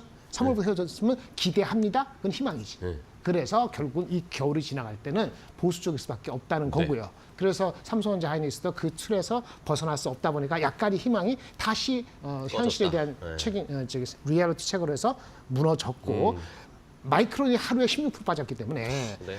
어저께 삼성 하이닉스 빠진 거는 그게 끝이 아닐 수 있다는 생각을 가졌어야 된다. 어저께 아침에 나왔으면 제가 그런 말 했을 텐데 네, 지금 그 상태입니다. 네. 자, 말씀해 주신 것처럼 어쨌든 마이크론 테크놀로지 이야기가 나왔으니까 살펴봐야 되겠죠. 어제 이제 실적 그 전분기의 해당 분기의 실적 자체는 컨센서스 거의 부합했는데 문제는 이제 12월부터 1월, 2월 네네. 여기가 문제인 겁니다. 우리가 예상했던 컨센서스나 이 예상치보다 훨씬 낮게 얘기를 낮게 얘기를 했단 말입니다. 말씀해 주신 것처럼 HBM 쪽은 그나마 괜찮은데 문제는 스마트폰, 노트북, 뭐 자동차에 들어가는 칩, 뭐 이런 것들은 뭐 지금 수요가 거의 뭐 절망적이다라는 식의 수치가 나왔어요. 네네. 어떻게 보셨어요? 크게 영향이 돼서 12월, 1월, 2월이 얘네 2, 4분기. 네네. 우리하고 좀 분기가 다르죠. 그쵸, 다르죠. 12월, 1월, 2월 얘네 2, 4분기가 예상보다 나쁘면서 이번 발전 실적 1Q보다도 매출 기준으로 10%, 영업이익이 20% 이상 네. QOQ로 빠지는 거거든요. 네네. 그걸 고스란히 삼성전자 하이닉스한테 대입은 안 되지만 비스무리하게 하면은 비슷한 패턴이 나오겠죠. 그러면 지금 4, 4분기 실적 안 나왔지만 네. 내년 1, 4분기 1, 2, 3월 달 예측이 나쁘겠어요? 좋겠어요? 나쁘겠죠. 근데 애널리스트들이 지난 일주일 사이에 삼성 하이닉스에 대한 이 예상을 올 4, 4분기 말고도 내년 1분기를 다 낮추었어요. 그렇죠, 그렇죠. 근데 그게 방송에서 떠들어졌나요? 안 떠들어졌죠. 왜? 그 듣기 싫으니까. 그렇죠. 방송도 문제 있어요. 그런 듣기 싫은 얘기를 리얼리티를 만약에 지난주 나올 때 얘기했으면은 마이크론 실적이 어떻게 나올까? 그다음에 한국 삼성전자 하이닉스가 같은 충격을 받을 수도 있다는 생각을 해야 되는데 예상을 할 수 있었겠죠, 그렇죠. 리포트는 나왔다고요. 그쵸. 리포트를 전달하거나 보지를 않으셨죠. 삼성전자 하이닉스도 올 4, 4분기 대비했을 때 4, 4분기가 내년 1, 4분기가 대충 10에서 15%다 다운으로 다 어저스트가 돼 있습니다. 그게 이미 기관 투자가는 아는 거예요. 그렇죠. 예상을 했죠. 그러면 왜 마이크론은 16% 받았을까? 네. 마이크론 밸류에이션 조금 너무 먼저 갔어요. 그래서 16% 빠진 만큼 삼성 하이닉스가 16% 빠져야 된다는 건 아니지만은 그쵸. 프로덕트 스트럭처가 마이크론은 HBM이 더 작거든요. 레거시가 더 크니까 더 많이 빠진 거니까 삼성 하이닉스도 그렇게 따지면 제가 봤을 땐 한 8%를 빠질 수 있다고 보는 거니까 어제 빠진 거 갖고 끝이 아니라고 생각을 해야 하는 게 당연하죠. 이런 논리가 리포트를 보고 현실을 정확히 얘기하는 사람 얘기를 들으셔야 돼요. 제가 목소리 크니까 이런 얘기하면 되게 싫어할 거예요. 이데일리 다른 프로에서도. 아닙니다. 그래서 우리가 현실을 보고 싶지 않은 거 그거로 인해서 기회는 있었는데 늦게나마 팔 수 있는 기회가 있었는데 지금 이제 어떻게 해? 그러면 하이닉스가 지금 16만 원대 가면은 팔아야 되냐 살아야 되냐 이게 조정이 미리 됐다고 하면은 네. 지금 16만 9천 원대에서 PER이 얼마인가 봐야 되잖아요. 그쵸. 하이닉스의 경우는 6.5에서 7.5배 사이의 PER로 갇혔다고 봅니다. 6.5배, 7.5배 내년도 어닝이 얼마나 더 깎일지 모르지만 지금 낮추어진 이익 기준을 가지고 EPS가 한 2만 7천 원 정도 나올 수 있거든요. 6.5배, 7.5배 하면 16만 3천 원에서 18만 8천 원 나옵니다. 대충 16만 원에서 19만 원 사이에 박스에 박스권이다. 갇히고 내년도 1분기가 바닥이고 2분기부터 올라간다. HBM이 1등이니까 삼성전자가 2분기까지 콜이 잘 안 된다. 네. 그러면 하이닉스만 날아가는 거죠. 하이닉스만 갈 거고. 예. 근데 그 분기점이 3월 달 정도에 가요. 삼성전자의 HBM3E 뭐 콜난다는 거 있잖아요. 그 8달 말고 12달. 네네네. 그것이 가장 베스트 시나리오가 내년 3, 4월 달에 콜 시장입니다. 알겠습니다. 그때까지는 하이닉스는 16만 원대에서 19만 원 사이의 박스권 안에 있을 박스권이고 거고. 삼성전자는 얼마나 싸냐는 건데 북밸류 0.9배가 ROE 9%면 적정해요. 그게 5만 4천 원, 5만 5천 원입니다. 아, 그러면 5만 원 아래로 내려갈 수도 있다고 보시네요. 저는 또 예. 한 번. 어닝 모멘텀이 없다는 삼성전자가 네. 4분기 실적이 3분기보다 더 내려가거든요. 지금 그쵸. 9조 2천억에서 네네. 8조 몇천 나오는데 1분기가 좀 더 내려간다고 1분기 더 안 하면 좋다는 얘기잖아요. 그것까지 나오고. 확인하고 싶다는 생각하면은 자사주가 없다 그러면은 이미 4만 원대 하락해서 거기에 가 있는 거를 그나마 이 정도 자사주로 방어하고 있다. 막았다. 이렇게 얘기할 수 있습니다. 알겠습니다.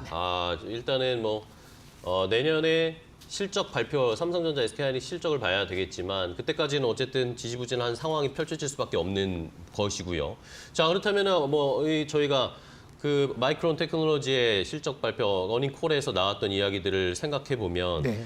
어쨌든 HBM은 뭐 열심히 만들겠죠. 수요를 따라가기 위해서. 그렇죠. 예, 맞습니다. 계속 열심히 만들겠는데 그러면 나머지 레거시 쪽은 지금 뭐 메모리도 낸드도 전부 다 지금 네. 수요 줄어들고 맞습니다. 있다. 이런 이야기 나오고 있으면 뭐 어디 일각에서는 이거 감산도 이제는 네. 해야 된다. 그런 맞습니다. 이야기도 나오고 있던데. 이제 볼까요? 네. 일단 메모리라 하면은 D램이 대충 100으로 하면은 네. 낸드는 한 60~70% 됩니다. 근데 낸드 수요가 줄어갖고 이제 D램의 반밖에 안 되는 규모로 바뀌긴 네네. 했어요. 근데 낸드에 대해서는 수요가 좀 예상이 원래부터 낮았어요. 그러니까 재고가 많지는 않습니다. 근데 수요가 안 좋은 거예요. 그러니까 기업들이 쓰는 엔터프라이즈용 SSD는 수요가 있는데 그게 80% 100이 아니니까 나머지 일반 컨슈머 쪽은 상당히 안 좋아서 네. 수요가 없어요. 그래서 지금 이제는 좀 이렇게 한 3, 4개월 가면 적자 얘기 나올 겁니다. 그쵸. 근데 적자 얘기 나온다고 해서 감사는 바로 하진 않아요. 근데 전망이 나쁘면은 적자 근처 가서 감사할 수도 있죠. 그쵸.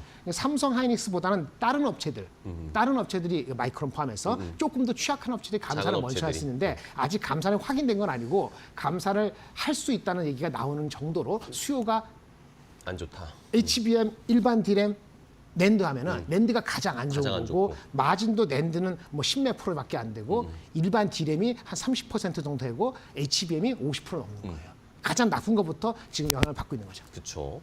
자, 그렇다면은 어쨌든 그러면 AI 쪽은 그래도 계속 지금 투자가 들어가고 있고 빅테크들도 이야기가 나오고 있고 자체칩 만들겠다는 이야기들도 있고 그러면은 어쨌든 HBM이나 AI 칩 쪽으로는 계속 이 수요는 더 탄탄하게 늘어날 거라고 보세요. 그런데 이것도 좀 잘 보셔야 됩니다.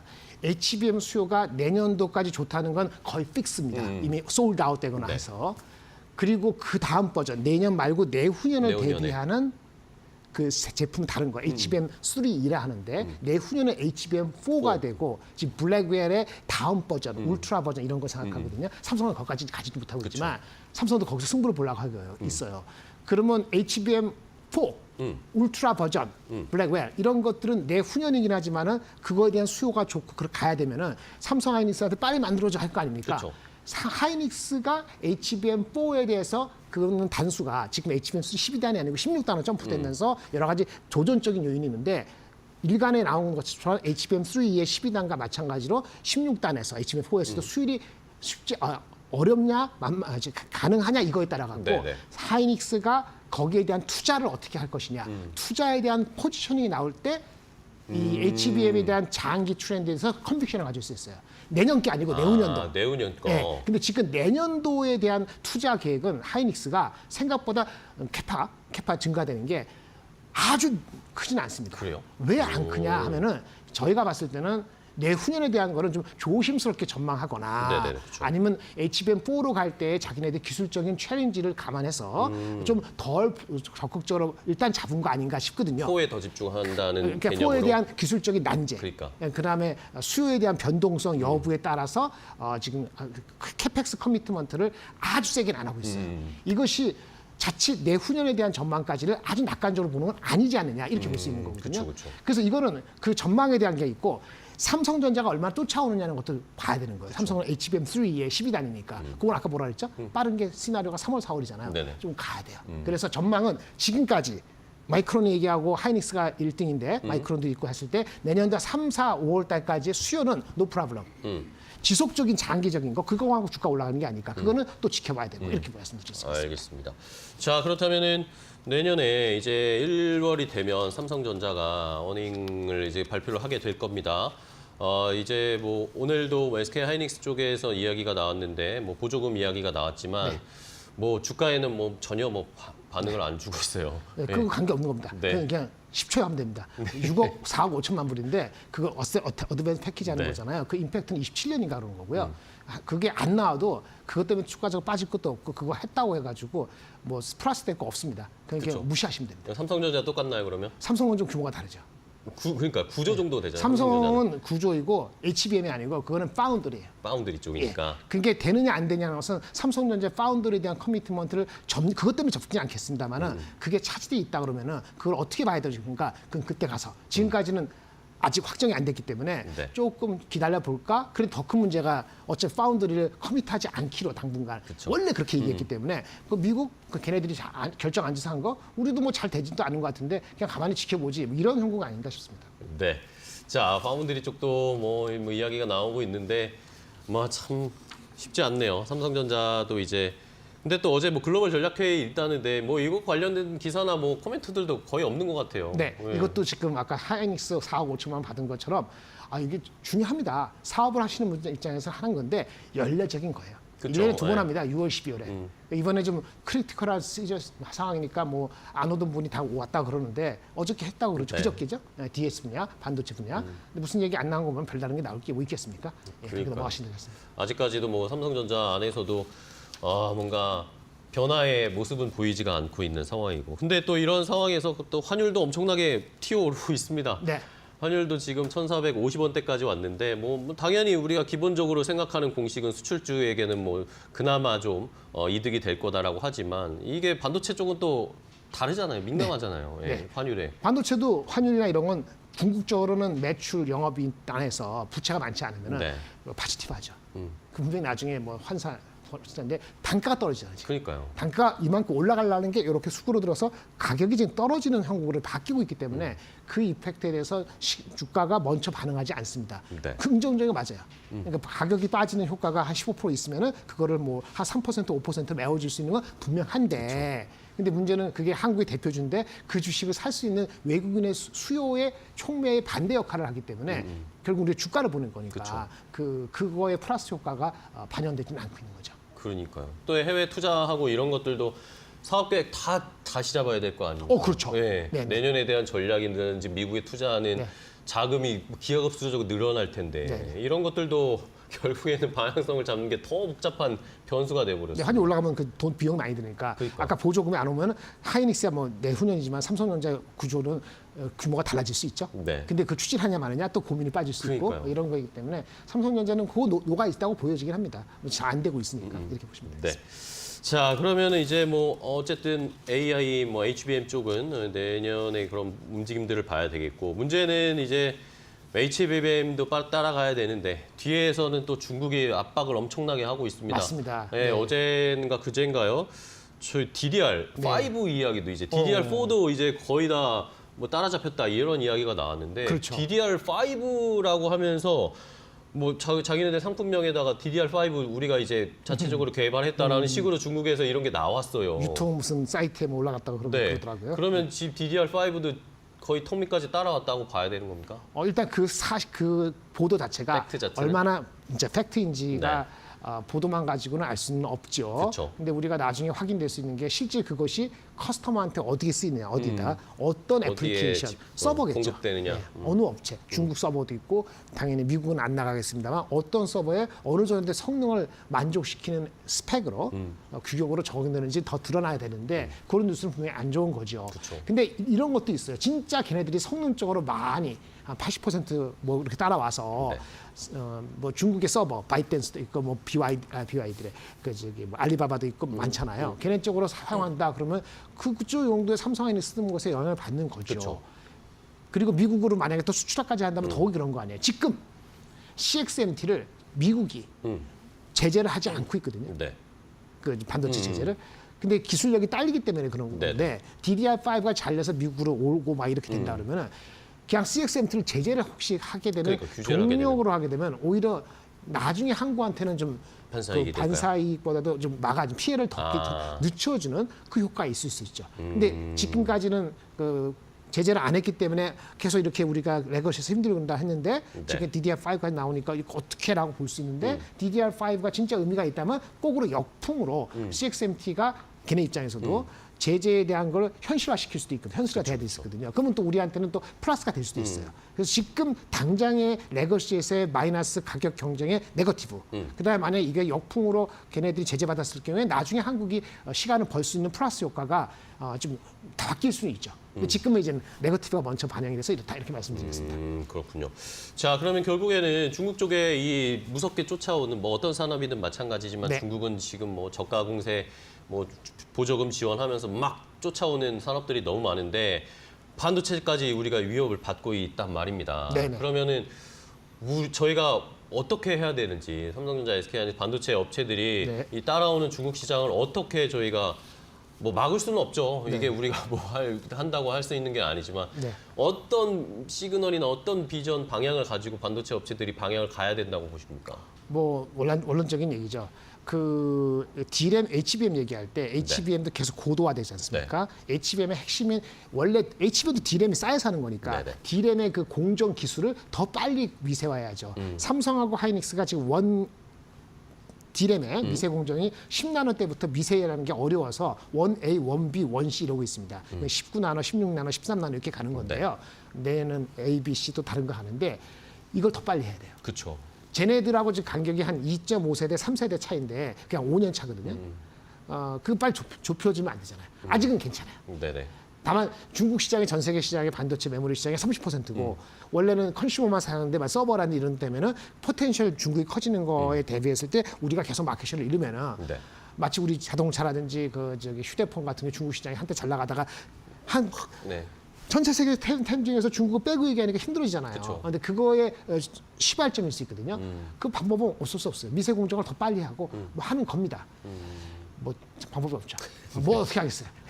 방법 없습니다. 더 빨리 하는 더 수밖에 빠르게 없어요. 대응하고 빨리. 그러려면은 사람을 뺏기지 말아야 돼요. 그렇죠. 사람을 뺏기지 말고 엔지니어들 연봉 많이 주고 충성심 있고 진짜 창의력 있는 사람한테 과감하게 권한 위항을 주고 말처럼 어렵죠. 저도 나이가 들었는데 그 후배들 그런 사람한테 해주지 않으면은 그 위에 그쵸. 분들은 나가면 그만이라 생각할 수 있지만은 그 10년 내로 그렇죠. 뒤잡힐 수 있습니다. 돈 더 많이 받고 다른 데로 간다. 뭐 중국으로 간다. 이런 사람들이 실제로 있습니다. 아세요? 그 지금 TSMC에서 상당히 핵심이었던 R&D 기술 임원이 네. 꽤 오래된 사람이 그만두고 삼성전자 와갖고 삼성전자 파운드를 올려 세운 사람이 있어요. 그 사람이 결국은 뭐 소송 당하고 그래 좀 있다가 삼성 그만두고 가시고 SMIC 가갖고 중국 갔거든요. 그러니까요. 중국 가서 SMIC 따라왔잖아요. 삼성전자가 반 파운드리에서 2등에서 1등 간다 하지만 1등이 65%고 2등이 9%인데 3등 SMIC가 6%예요. 따라왔어요. 예. 근데 그게 그 핵심적인 사람 그 무대기 100몇 명 그거 움직이면서 다 바뀌는 거거든요. 그러니까요. 그러니까 5년 뒤에 디램은 좀 덜 걸고 있는데 지금같이 그렇게 인커리지 할 수 있는 분야가 만약에 덜 가면은 뭐 10년 뒤까지 안 가고 5년 뒤에는 어떻게 될지는 장담 못 하는 거죠. 다만 그렇습니다. 이게 LCD라든지 자동차하고 다른 어떤 그런 측면이 있기 때문에 뭐 너무 겁에 질릴 건 없지만은 경계심은 계속 늦추지 말아야 될 것 같습니다. 네. 자, 결국에는 뭐 아까도 말씀해 주셨지만 본부장님이 삼성전자, SK 하이닉스는 더 지켜봐야 된다. 일단은 내년 초까지는 1분기까지는 뭐 실적이라든지 이런 것들을 지켜봐야 되는 상황입니다. 뭐 지금 당장 매수할 수는 없고 뭐 저평가됐다고 해서 매수할 수도 없는 시장의 상황입니다. 그러다 보니까 요즘 뭐 칩 관련, 반도체 관련해서 국내 투자자분들도 우리 주식을 안 사요. 미국 시장 봅니다. 네네. 왜냐하면 미국 칩들은 올라가니까요. 그렇죠. 예. 최근에 뭐 엔비디아가 약간 주춤을 하고 뭐 올해 네. 한 해는 엔비디아 뭐 주가 수익률이 드라마틱했지만 요즘은 약간 쉬고 있는 사이에 브로드컴이 이제 막 네. 치고 올라오고 있습니다. 네네. 여기 많은 분들이 관심을 가지고 계셔서 브로드컴 요즘 왜 이렇게 잘 나갑니까? 네, 브로드컴은 말 그대로 회사가 브로드합니다. 이해하기가 어려워요. 네. 그냥 엔비디아는 GPU, 우리하고 그러니까요. HBR은 확실한데. 짝짝꿍, 걔네 마켓시어 90%, PER 30배 넘어가면 아주 싸진 않은데 옛날에 40배 갔으니까 150불 갈 수 있어. 네. 지금 130불 이하 되면은 PER이 30배 이하니까 싸 보여. 왔다 갔다 하는 겁니다. 애널리스트 목표 주가는 155달러에서 얼마죠? 한 170 깔고 있고 아까 130 이하면은 PER 30배 이하예요. 네. 다시 반등한 건 밸류에이션이 사졌기 때문에. 왜 당장에는 크게 문제가 없으니까. 30조 달러 훨씬 넘었죠. 근데 브로드컴도 못지않게 주가가 계속 올라왔습니다. 그러니까요. 브로드컴은 뭐 하는 회사냐? 반도체가 핵심으로 보이죠. 브로드컴 반도체가 매출의 한 53% 차지합니다.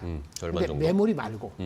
메모리 말고 통신용, 네트워크용 칩을 설계해주고 그 설계를 도와주고 그러니까 칩 설계 업체이자 디자인 하우스이기도 한 그 회사예요. 반도체 중에서 네트워크 통신용 이런 쪽에 특히 네트워크. 네네. 그러니까 GPU가 있잖아요. 그다음에 여기 HBM도 있고 여러 가지 제품들이 붙는데 네네. 그 네트워킹 할 때 그 칩이 또 필요한데 연결해주는. 이더넷 스위치 같은 거 거기에서 얘네들이 두각을 갖고 있는 거예요. 그리고 일반 그 RFC 와이어리스 휴대폰에 들어가면 칩 네네네. 설계하는데 우리가 브로드컴을 얘기할 때 별로 안 좋게 얘기할 때는 이 그 휴대폰용 칩 거기서 퀄컴하고 경쟁해요. 그렇죠. 네. 그리고 또 애플이 자기네 거기 들어가는 휴대폰의 와이파이 칩을 스스로 개발하려고 자체를 하죠. 만드는 거죠. 그러니까 스스로 하려는 그거 자기 셈이 아니지. 그러니까 퀄컴의 경제 이런 것들 때문에 브로드컴을 안 좋게 생각한 게 몇 년 전인데 그쵸. 이 비중이 좀 줄어서 지금 한 18%밖에 안 되고요. 반도체 중에서 상당 부분 네트워크가 AI 때문에 올라온 거잖아요. 여기 네트워크 칩의 상당 부분이 70%, 80%가 구글, 메타, 뭐 아마존 이런 많은 업체들이 있잖아요. 애플도 포함해서 네네. 걔네들이 그걸 설계를 혼자 못 하거든요. 설계를 맡겨요. 누구한테 맡겨요? 일단 디자인 하우스. 이게 얘네가 받아서 하는 거예요. 엔비디아는 지네들이 스스로 하고 네네. 이것을 받아서 단 엔비디아 계통의 네트워크 칩 AI용을 얘네가 1등인데 이게 매출에 이런 것이 AI용 그러니까 커스텀 AI 칩이에요. 커스텀에 맞춰서 AI 네트워크 칩을 만드는 회사예요. 그렇군요. 그런데 여기에서 이 수요가 이 커스텀용 AI 칩 GPU부터 다른 거 이런 것의 시장이 얘네 매출에 지금 한 20 몇 프로 차지하는데 얘네 매출이 한 500억 대거든요. 500억 불. 한 120억 불이 그건데 네네. 이 120억 불 매출하고 있는 것이 말이에요. 3년 내로 시장 사이즈가 800억 불, 900억 불 될 수 있다고 발표한 거예요. 실제 지난주에. 그래서 23% 그래서 올라간 주가가 그때 푹 뛰었군요. 800억 불이 실적 자기네 거 발표하고. 다는 아니지만 800억, 900억 불이 얘네 마켓셔가 지낸 한 50%니까 800억, 900억 불이 진짜 맞다면 27년이 아니고 28년 이렇게 대충 하면은 한 400억 불, 4, 500억 들어오는 거잖아요. 4, 500억 네네네. 더 들어오는 거잖아요. 그 몇 개 해서. 그러면 현재 매출 한 500억에 한 70%가 늘어나는 거죠. 이런 쪽으로. 물론 얘네 평균 마진보다는 낮아요. 평균 마진은 아까 48%가 소프트웨어인데 인프라 소프트웨어인데 여기 마진이 한 60, 70% 되기 때문에 평균보다 마진이 좀 낮지라서 마진이 똑같지는 않겠지만은 네네. 어쨌든 그걸 잡아서 그러면 매출이 한 70% 올라가면은 영업이 기여들에서는 한 60%, 그쵸. 50% 늘 수 당연히 있잖아요. 자연스럽게 그래서 20몇 프로 올라가고 그 다음날 10몇 프로 올라가다가 장이 애매하고 그러니까 다시 빡부해가지고 한 오늘은 좀 15% 쉬었죠, 이렇게 된 어젯밤에는. 거죠. 그래서 지금 밸류에이션이 원래 40배가 가려다가 좀 네. 찌그러들어서 만약에 27년까지 땡기면은 아마 30배 정도 될 거예요. 그러면 엔비디아하고 브로드콤하고 대충 비슷해요. 그럼 여기서 취사 선택하는 거죠. 장기적인 모멘텀이 커스텀용 에이직이 더 성장이 빠를 것이냐? 예, 성장률은 그게 더 빠릅니다. 커스텀 에이직이. 그러니까 GPU 마켓 삼성, 애플이 갖고 있는 엔비디아 갖고 있는 그 성장률보다는 이 에이직 칩이 앞으로의 아직 그쵸. 성장 가능성은 이쪽에 요 시장이 이 시장 대비해서 5분의 1밖에 안 돼, 6분의 1밖에 안 그쵸. 되지만 요 성장력이 빠뜨면 나중에 한 5분의 1, 4분의 1 크기로 커진다고 가정을 하면은 근데 다만 이게 3년, 4년 뒤니까 좀 시간이 필요하죠. 그렇죠. 이거에 대한 기대감이 왔다 갔다 하는 겁니다. 브로드컴의 촉매제가 됐다. 네. 어쨌든 GPU는 성장을 많이 이미 드라마틱하게 한 상황이고 그렇죠. 커스텀 에이직은 이제 그 엔비디아의 초창기 때 GPU가 성장하는 것처럼 그런 곡선을 그릴 가능성이 있다라고 여기고 있기 때문에 네, 맞습니다. 주가가 많이 올라가고 있는데 이거 더 얘기를 해야 되는데 시간이 다 돼가지고요. 자, 김정일 본부장과 함께 이야기 나눠봤는데요.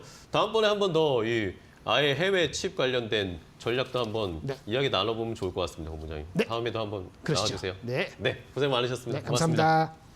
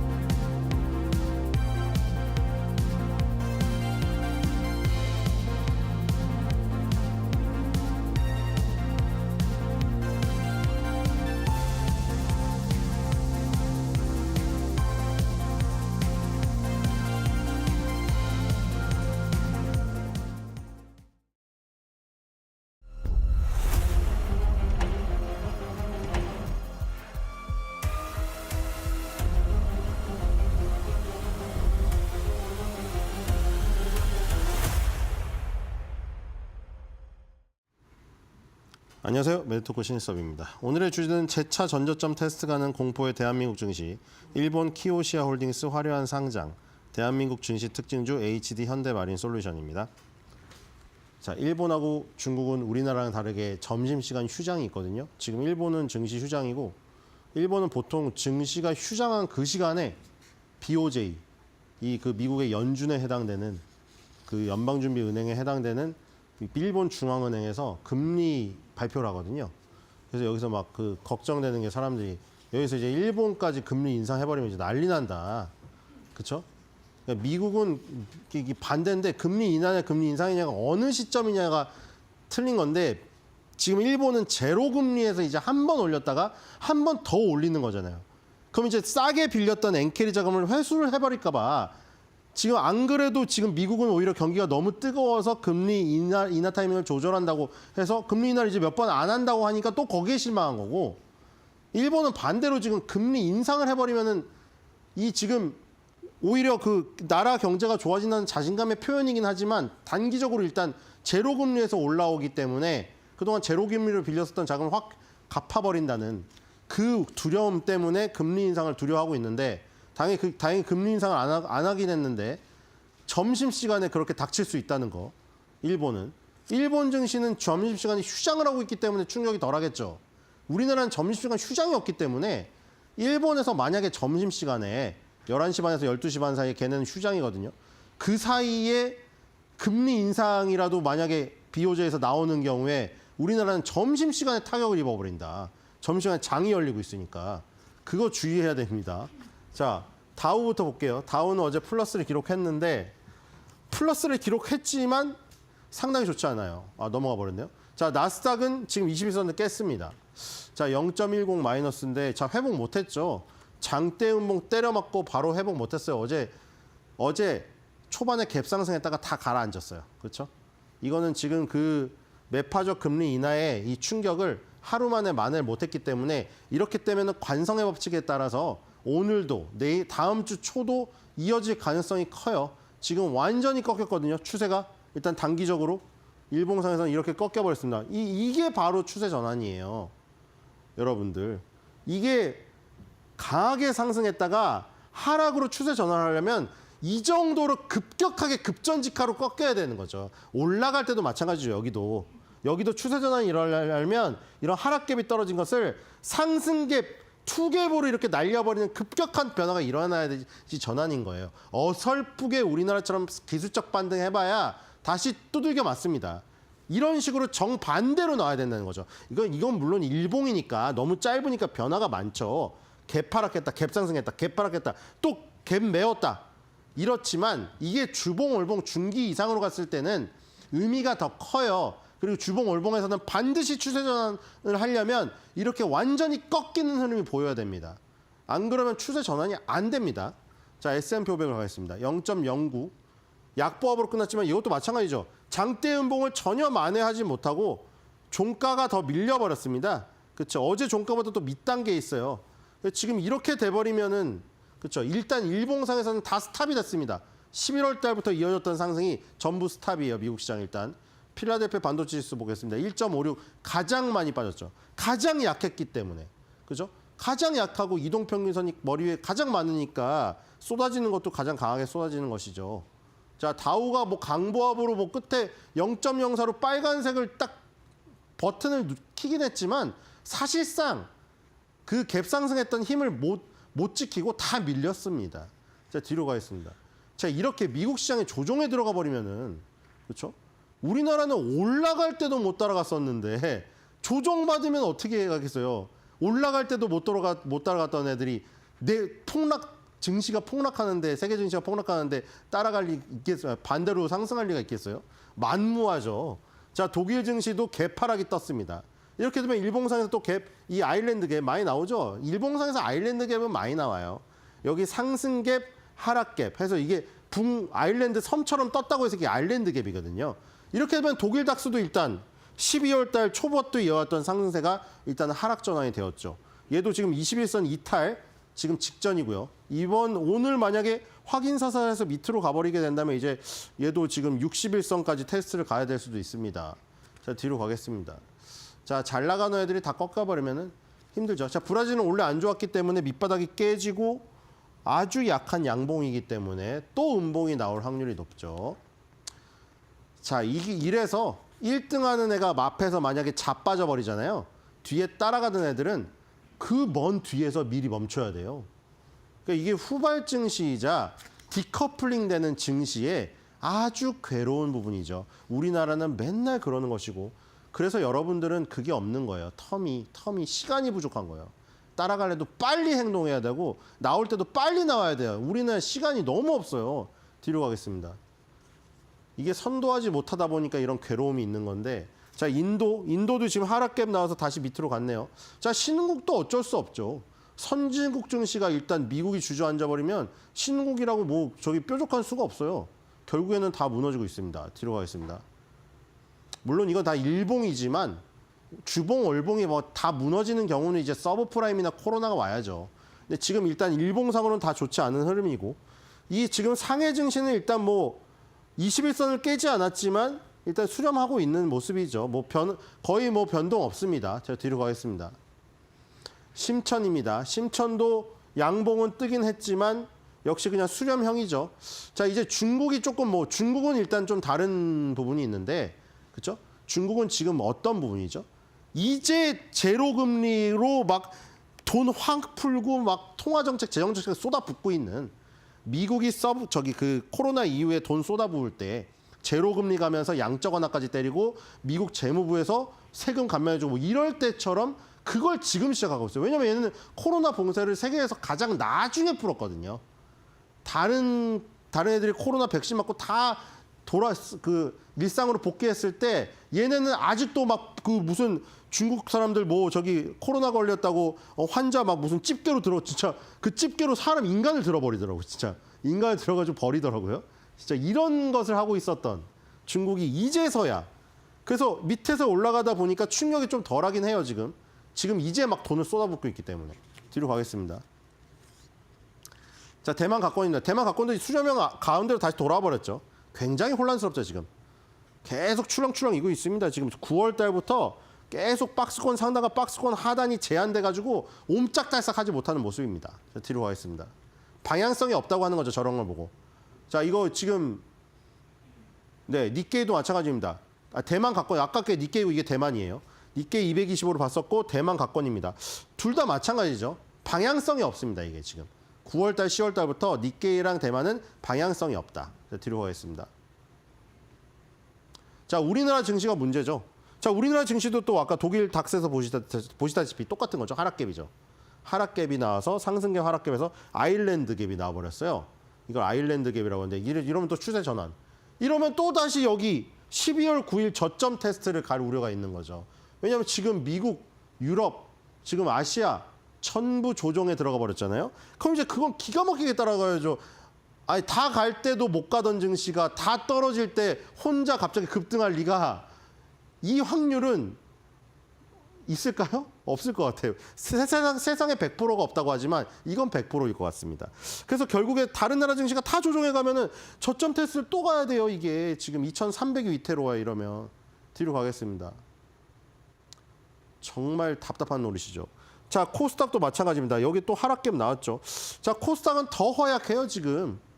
코스닥은 지금 펀더멘털 자체가 너무 허약해가지고 지금 그런 사건도 맨날 일어나잖아요. 코넥스에서 코스닥으로 가지 못하는 걸 미리 알아서 임원진이 빼고, 근데 그런 일이 엄청나게 많았잖아요. 지금. 그렇죠? 코스닥에서 무슨 수출이 실패할 거를 미리 알고 임원진은 다 매도를 치고, 그런 일이 비일비재한 시장입니다. 이거. 코스닥은 아주 위험한 시장이에요. 제가 뒤로 가겠습니다. 자, 결국 이게 트리거죠.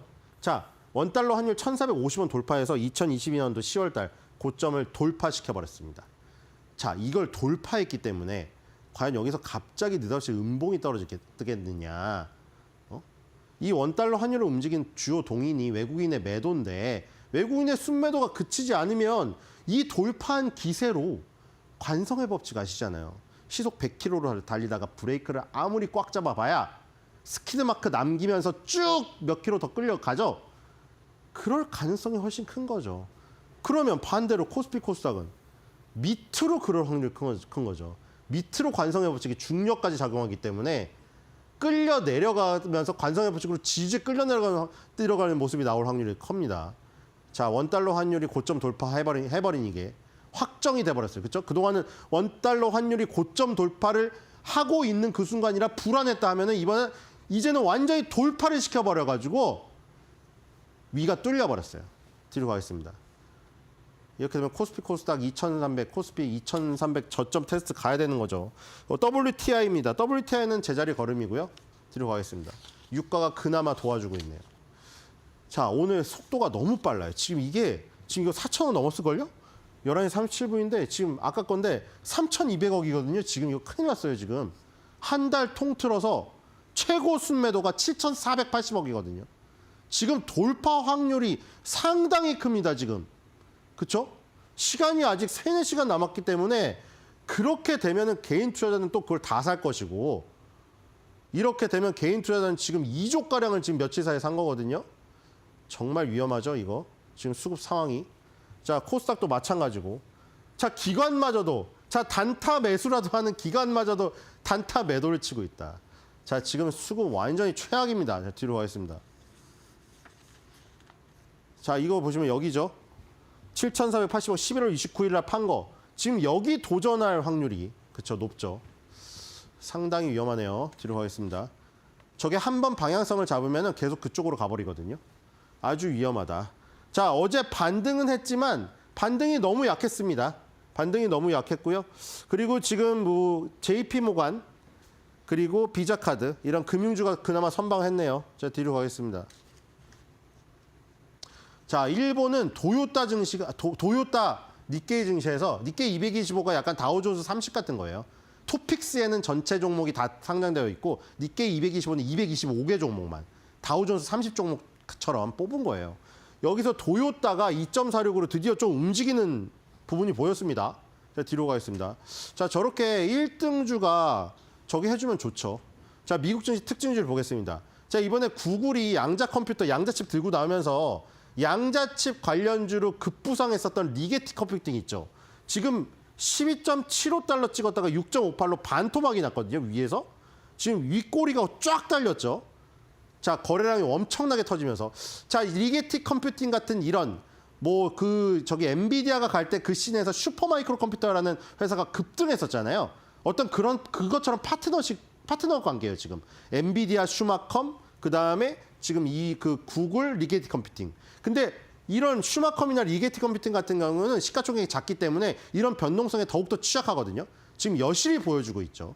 만약에 이게 지금 미국 증시의 조정이 더 진행이 된다면 리게티 컴퓨팅은 이번 달에 번 거를 다 까먹을 가능성이 있습니다. 자, 뒤로 가겠습니다. 그러니까 우리나라에도 저런 양자칩 관련주 조심해야겠다는 거죠. 그렇죠? 저기 제일 1등 증시인 미국 증시에서도 양자칩 1등주 리게팅 컴퓨팅이 저렇게 밀렸는데 우리나라에서 막 그 양자칩 컴퓨터라고 재무제표 엉망인데 간 것들이 있죠. 그건 거의 다 작살하는 겁니다. 조심하셔야 돼요. 자, 지금 귀주모태주 상해 1위입니다. 자, 상해 1위 귀주모태주는 엄청난 수렴을 하고 있습니다. 아직도. 수렴이 끝나지 않았죠. 자, 뒤로 가겠습니다. 자, CATL은 아직도 지금 너무 좋아요, 그림이. 자, 오히려 지금 중국이 밑바닥에서 이제 시작했기 때문에 다른 증시의 종목보다 굉장히 튼튼해 보이죠. 자, 뒤로 가겠습니다. CATL은 모양을 만들고 있다. 자, 도요타 다시 20개선 돌파를 시도하고 있습니다. 니케이 증시는 도요타가 버텨주고 있기 때문에 1등주 삼성전자가 무너진 우리나라 증시랑 틀리죠. 자, 뒤로 가겠습니다. 도요타가 드디어 살아나기 시작했다. 자, 대만도 마찬가지죠. TSMC가 시가총액 1위가 이렇게 굳건하기 때문에 1등주 믿고 버틴다. 대만 니케이는. 자, 뒤로. 대만 니케이는 박스권 하단이 안 깨졌어요. 뒤로 가겠습니다. 자, 키오시아 홀딩스가 이틀 전에 상장을 했는데, 자, 여기 보면은 이제 2024년 3분기 트렌드 포스에서 들어가면 SSD가 이제 하드 쓰다가 이제 SSD 쓰는데 그 안에 낸드 플래시랑 컨트롤러가 같이 들어가잖아요. 그래서 낸드 플래시 점유율이 SSD 점유율로 이어지는 거거든요. 거기서 보면 이제 삼성전자가 2024년 3분기 마켓쉐어가 43.4%로 단독 1위고요. 그다음에 SK그룹이 솔라디움하고 합쳤죠. 27.9로 2위입니다. 그리고 마이크론이 15.6으로 3위로 되어 있고 키옥시아가 지금 4위에 8.6 돼 있죠. 키옥시아가. 자, 키옥시아가 이 낸드 플래시, SSD 분야에서 이 정도, 3, 4위 정도 점유율을 갖고 있는 회사인데 상장을 드디어 했는데 지금 오늘도 갭 상승해가지고 일단 유지하고 있습니다. 지금 점심시간인데 점심시간 후에 휴장 뒤에 오후장에 얼마나 올라갈지 모르겠는데 3일 동안 계단식 상승이 나오고 있어요. 키오시아 홀딩스는 이 걱정을 했는데 사람들이 오히려 지금 이게 괜히 큰 게 들어와가지고 니케이를 끌어내는 게 아니야? 니케이 증시는 상장 안 했는데 프라임 증시는 상장했는데 어쨌든 간에 지금 굉장히 성공적인 데뷔를 했다. 우리나라의 하이닉스, 삼성전자 그리고 미국의 마이크론하고는 완전 딴판의 주가를 보이고 있다는 거. 자, 뒤로 가겠습니다. 우리나라 특징입니다. 자, 우리나라 그나마 우리 조선주 아주 좋죠. 자, 그중에 HD 현대마린솔루션. 자, 실적을 볼게요. 여기 지금 이게 100만 단위니까 억 단위니까 억, 10억, 100억, 1000억 조 단위예요. 1조로 시작해서 1조 3천억, 1조 4천억. 이번 연도 예상치 거의 1조 8천억 가까이 나옵니다. 좋죠? 영업이익 1130억, 1420억, 2010억, 2920억. 와, 이 4년 동안 매출액 영업이익이 계속 성장했습니다. 덩치도 커지고 마진도 좋아졌다는 거죠. 자, 최근에 상장을 했는데 HD 현대마린솔루션 이 지금 LNG선이 오래돼서 노후화되면은 그거를 LNG FLNG 이런 걸로 바꿔주는 업체거든요. 저런 업체들을 주목할 필요가 있습니다. 자, 오늘의 한 줄 매도평입니다. 세상 모든 근심과 걱정 혼자 다 짊어진 한국 증시. 니마 제발 그 짐 좀 내려놓으소.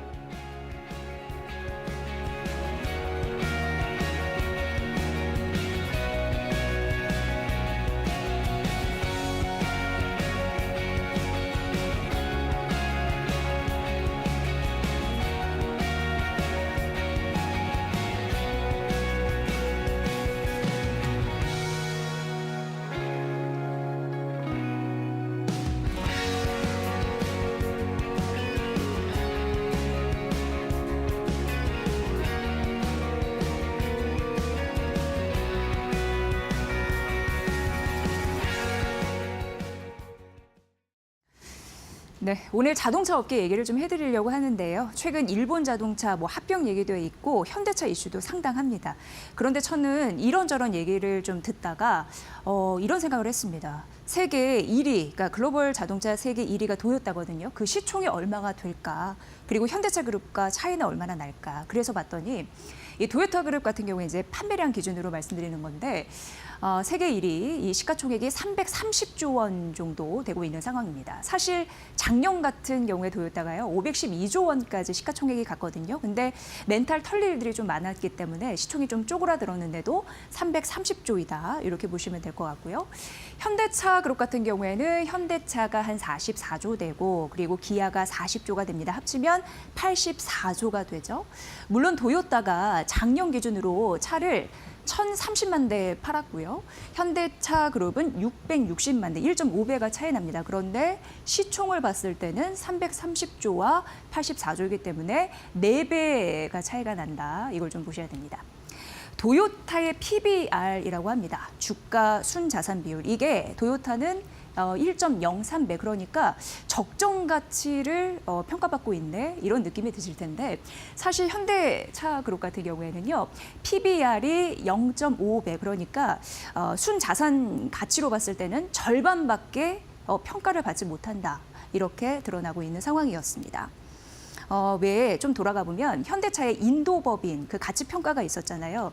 그때 25조 원 가치를 평가받았거든요. 그러니까 이를 감안해 봐도 고려해 봐도 싸구나 시총이 이런 생각이 드실 것 같습니다. 자, 그럼 왜 이렇게 주가가 떨어졌을까? 그걸 봐야 될 텐데 현대차 그룹의 판매량 가장 큰 시장은 바로 미국이었습니다. 그런데 미국에서 이 트럼프 당선인이 공포감을 조성하기를 했습니다. 그 보편 관세 부과하자, 그리고 전기차의 보조금을 폐지하자, 지원을 축소하겠다 이런 흐름이 있었거든요. 실제적으로 현대차에 이 관세 10%만 부과해도 3조가 날아갈 것이다라는 분석이 나왔기 때문에 그런 이슈로 현대차 주가가 미끄러지는 흐름들이 나타났습니다. 그런데 여기서 저는 이거를 간과하면 안 된다라고 여러분께 말씀드리고 싶습니다. 실제로 이 미국에서 완성차 3개의 업체가 있는데 테슬라, 쉐보르, 포드 같은 경우에는 보조금을 받았습니다. 근데 현대차는 보조금을 받지 않았습니다. 근데 현대차는요, 미국의 시장 점유율을 막 늘렸습니다. 결과적으로 전기차 시대가 만약 되면은 장기적으로 봤을 때 보조금은 폐지가 되거든요. 그럴 때 보조금이 완전히 폐지가 됐을 때 오히려 현대차 같은 경우에는요, 가격 경쟁력이 우수하다는 걸 입증할 수 있는 기회가 올 것 같습니다. 물론 보조금이 있으면 현대차에는 더 좋습니다. 왜냐? 조지아 공장 있잖아요. 그러니까 보조금 있으면 더 좋은데 어찌됐건 심각한 우려는 하지 않아도 되지 않을 요소가 일부분 있지 않을까라는 생각을 하게 됐습니다. 자, 그럼 이 시점에서 과연 현대차의 매력은 무엇일까? 이걸 보면요. 일단 주가가 많이 떨어졌습니다. 그렇기 때문에 증권 분석은요. 관세 부담 우려가 주가에 이미 선반영돼 있다는 거고 오늘의 환율도 1,450원을 넘고 환율 상단 1,500원 선을 위협한다고 얘기가 나오는데 자동차는 대표적으로 환율 수혜주입니다. 이런 부분이 있고요. 증권사에서는 배당 매력이 현대차가 있다라고 얘기하는데 이게 어떤 얘기냐면 현대차 그룹 같은 경우에는 내년부터 약 3개년 주주 환원 정책을 계획을 계획해놨는데요. 최대가 아닙니다. 최소 배당금을 하더라도 주가 낙폭을 제한할 가능성이 있습니다라고 증권사에서는 분석을 해서 이 세 가지 요소만 하더라도 현대차 지금은 올라갈 가능성, 반등 탄력에 대한 무게가 만약에 있다면 이쪽에서 나와줄 것이다라는 가능성이 있고요. 저는 이 부분도 주목을 하고 있습니다. 다음 페이지 만나보면요. 지금 경쟁이 굉장히 치열한데 다각도로 준비를 하고 있거든요.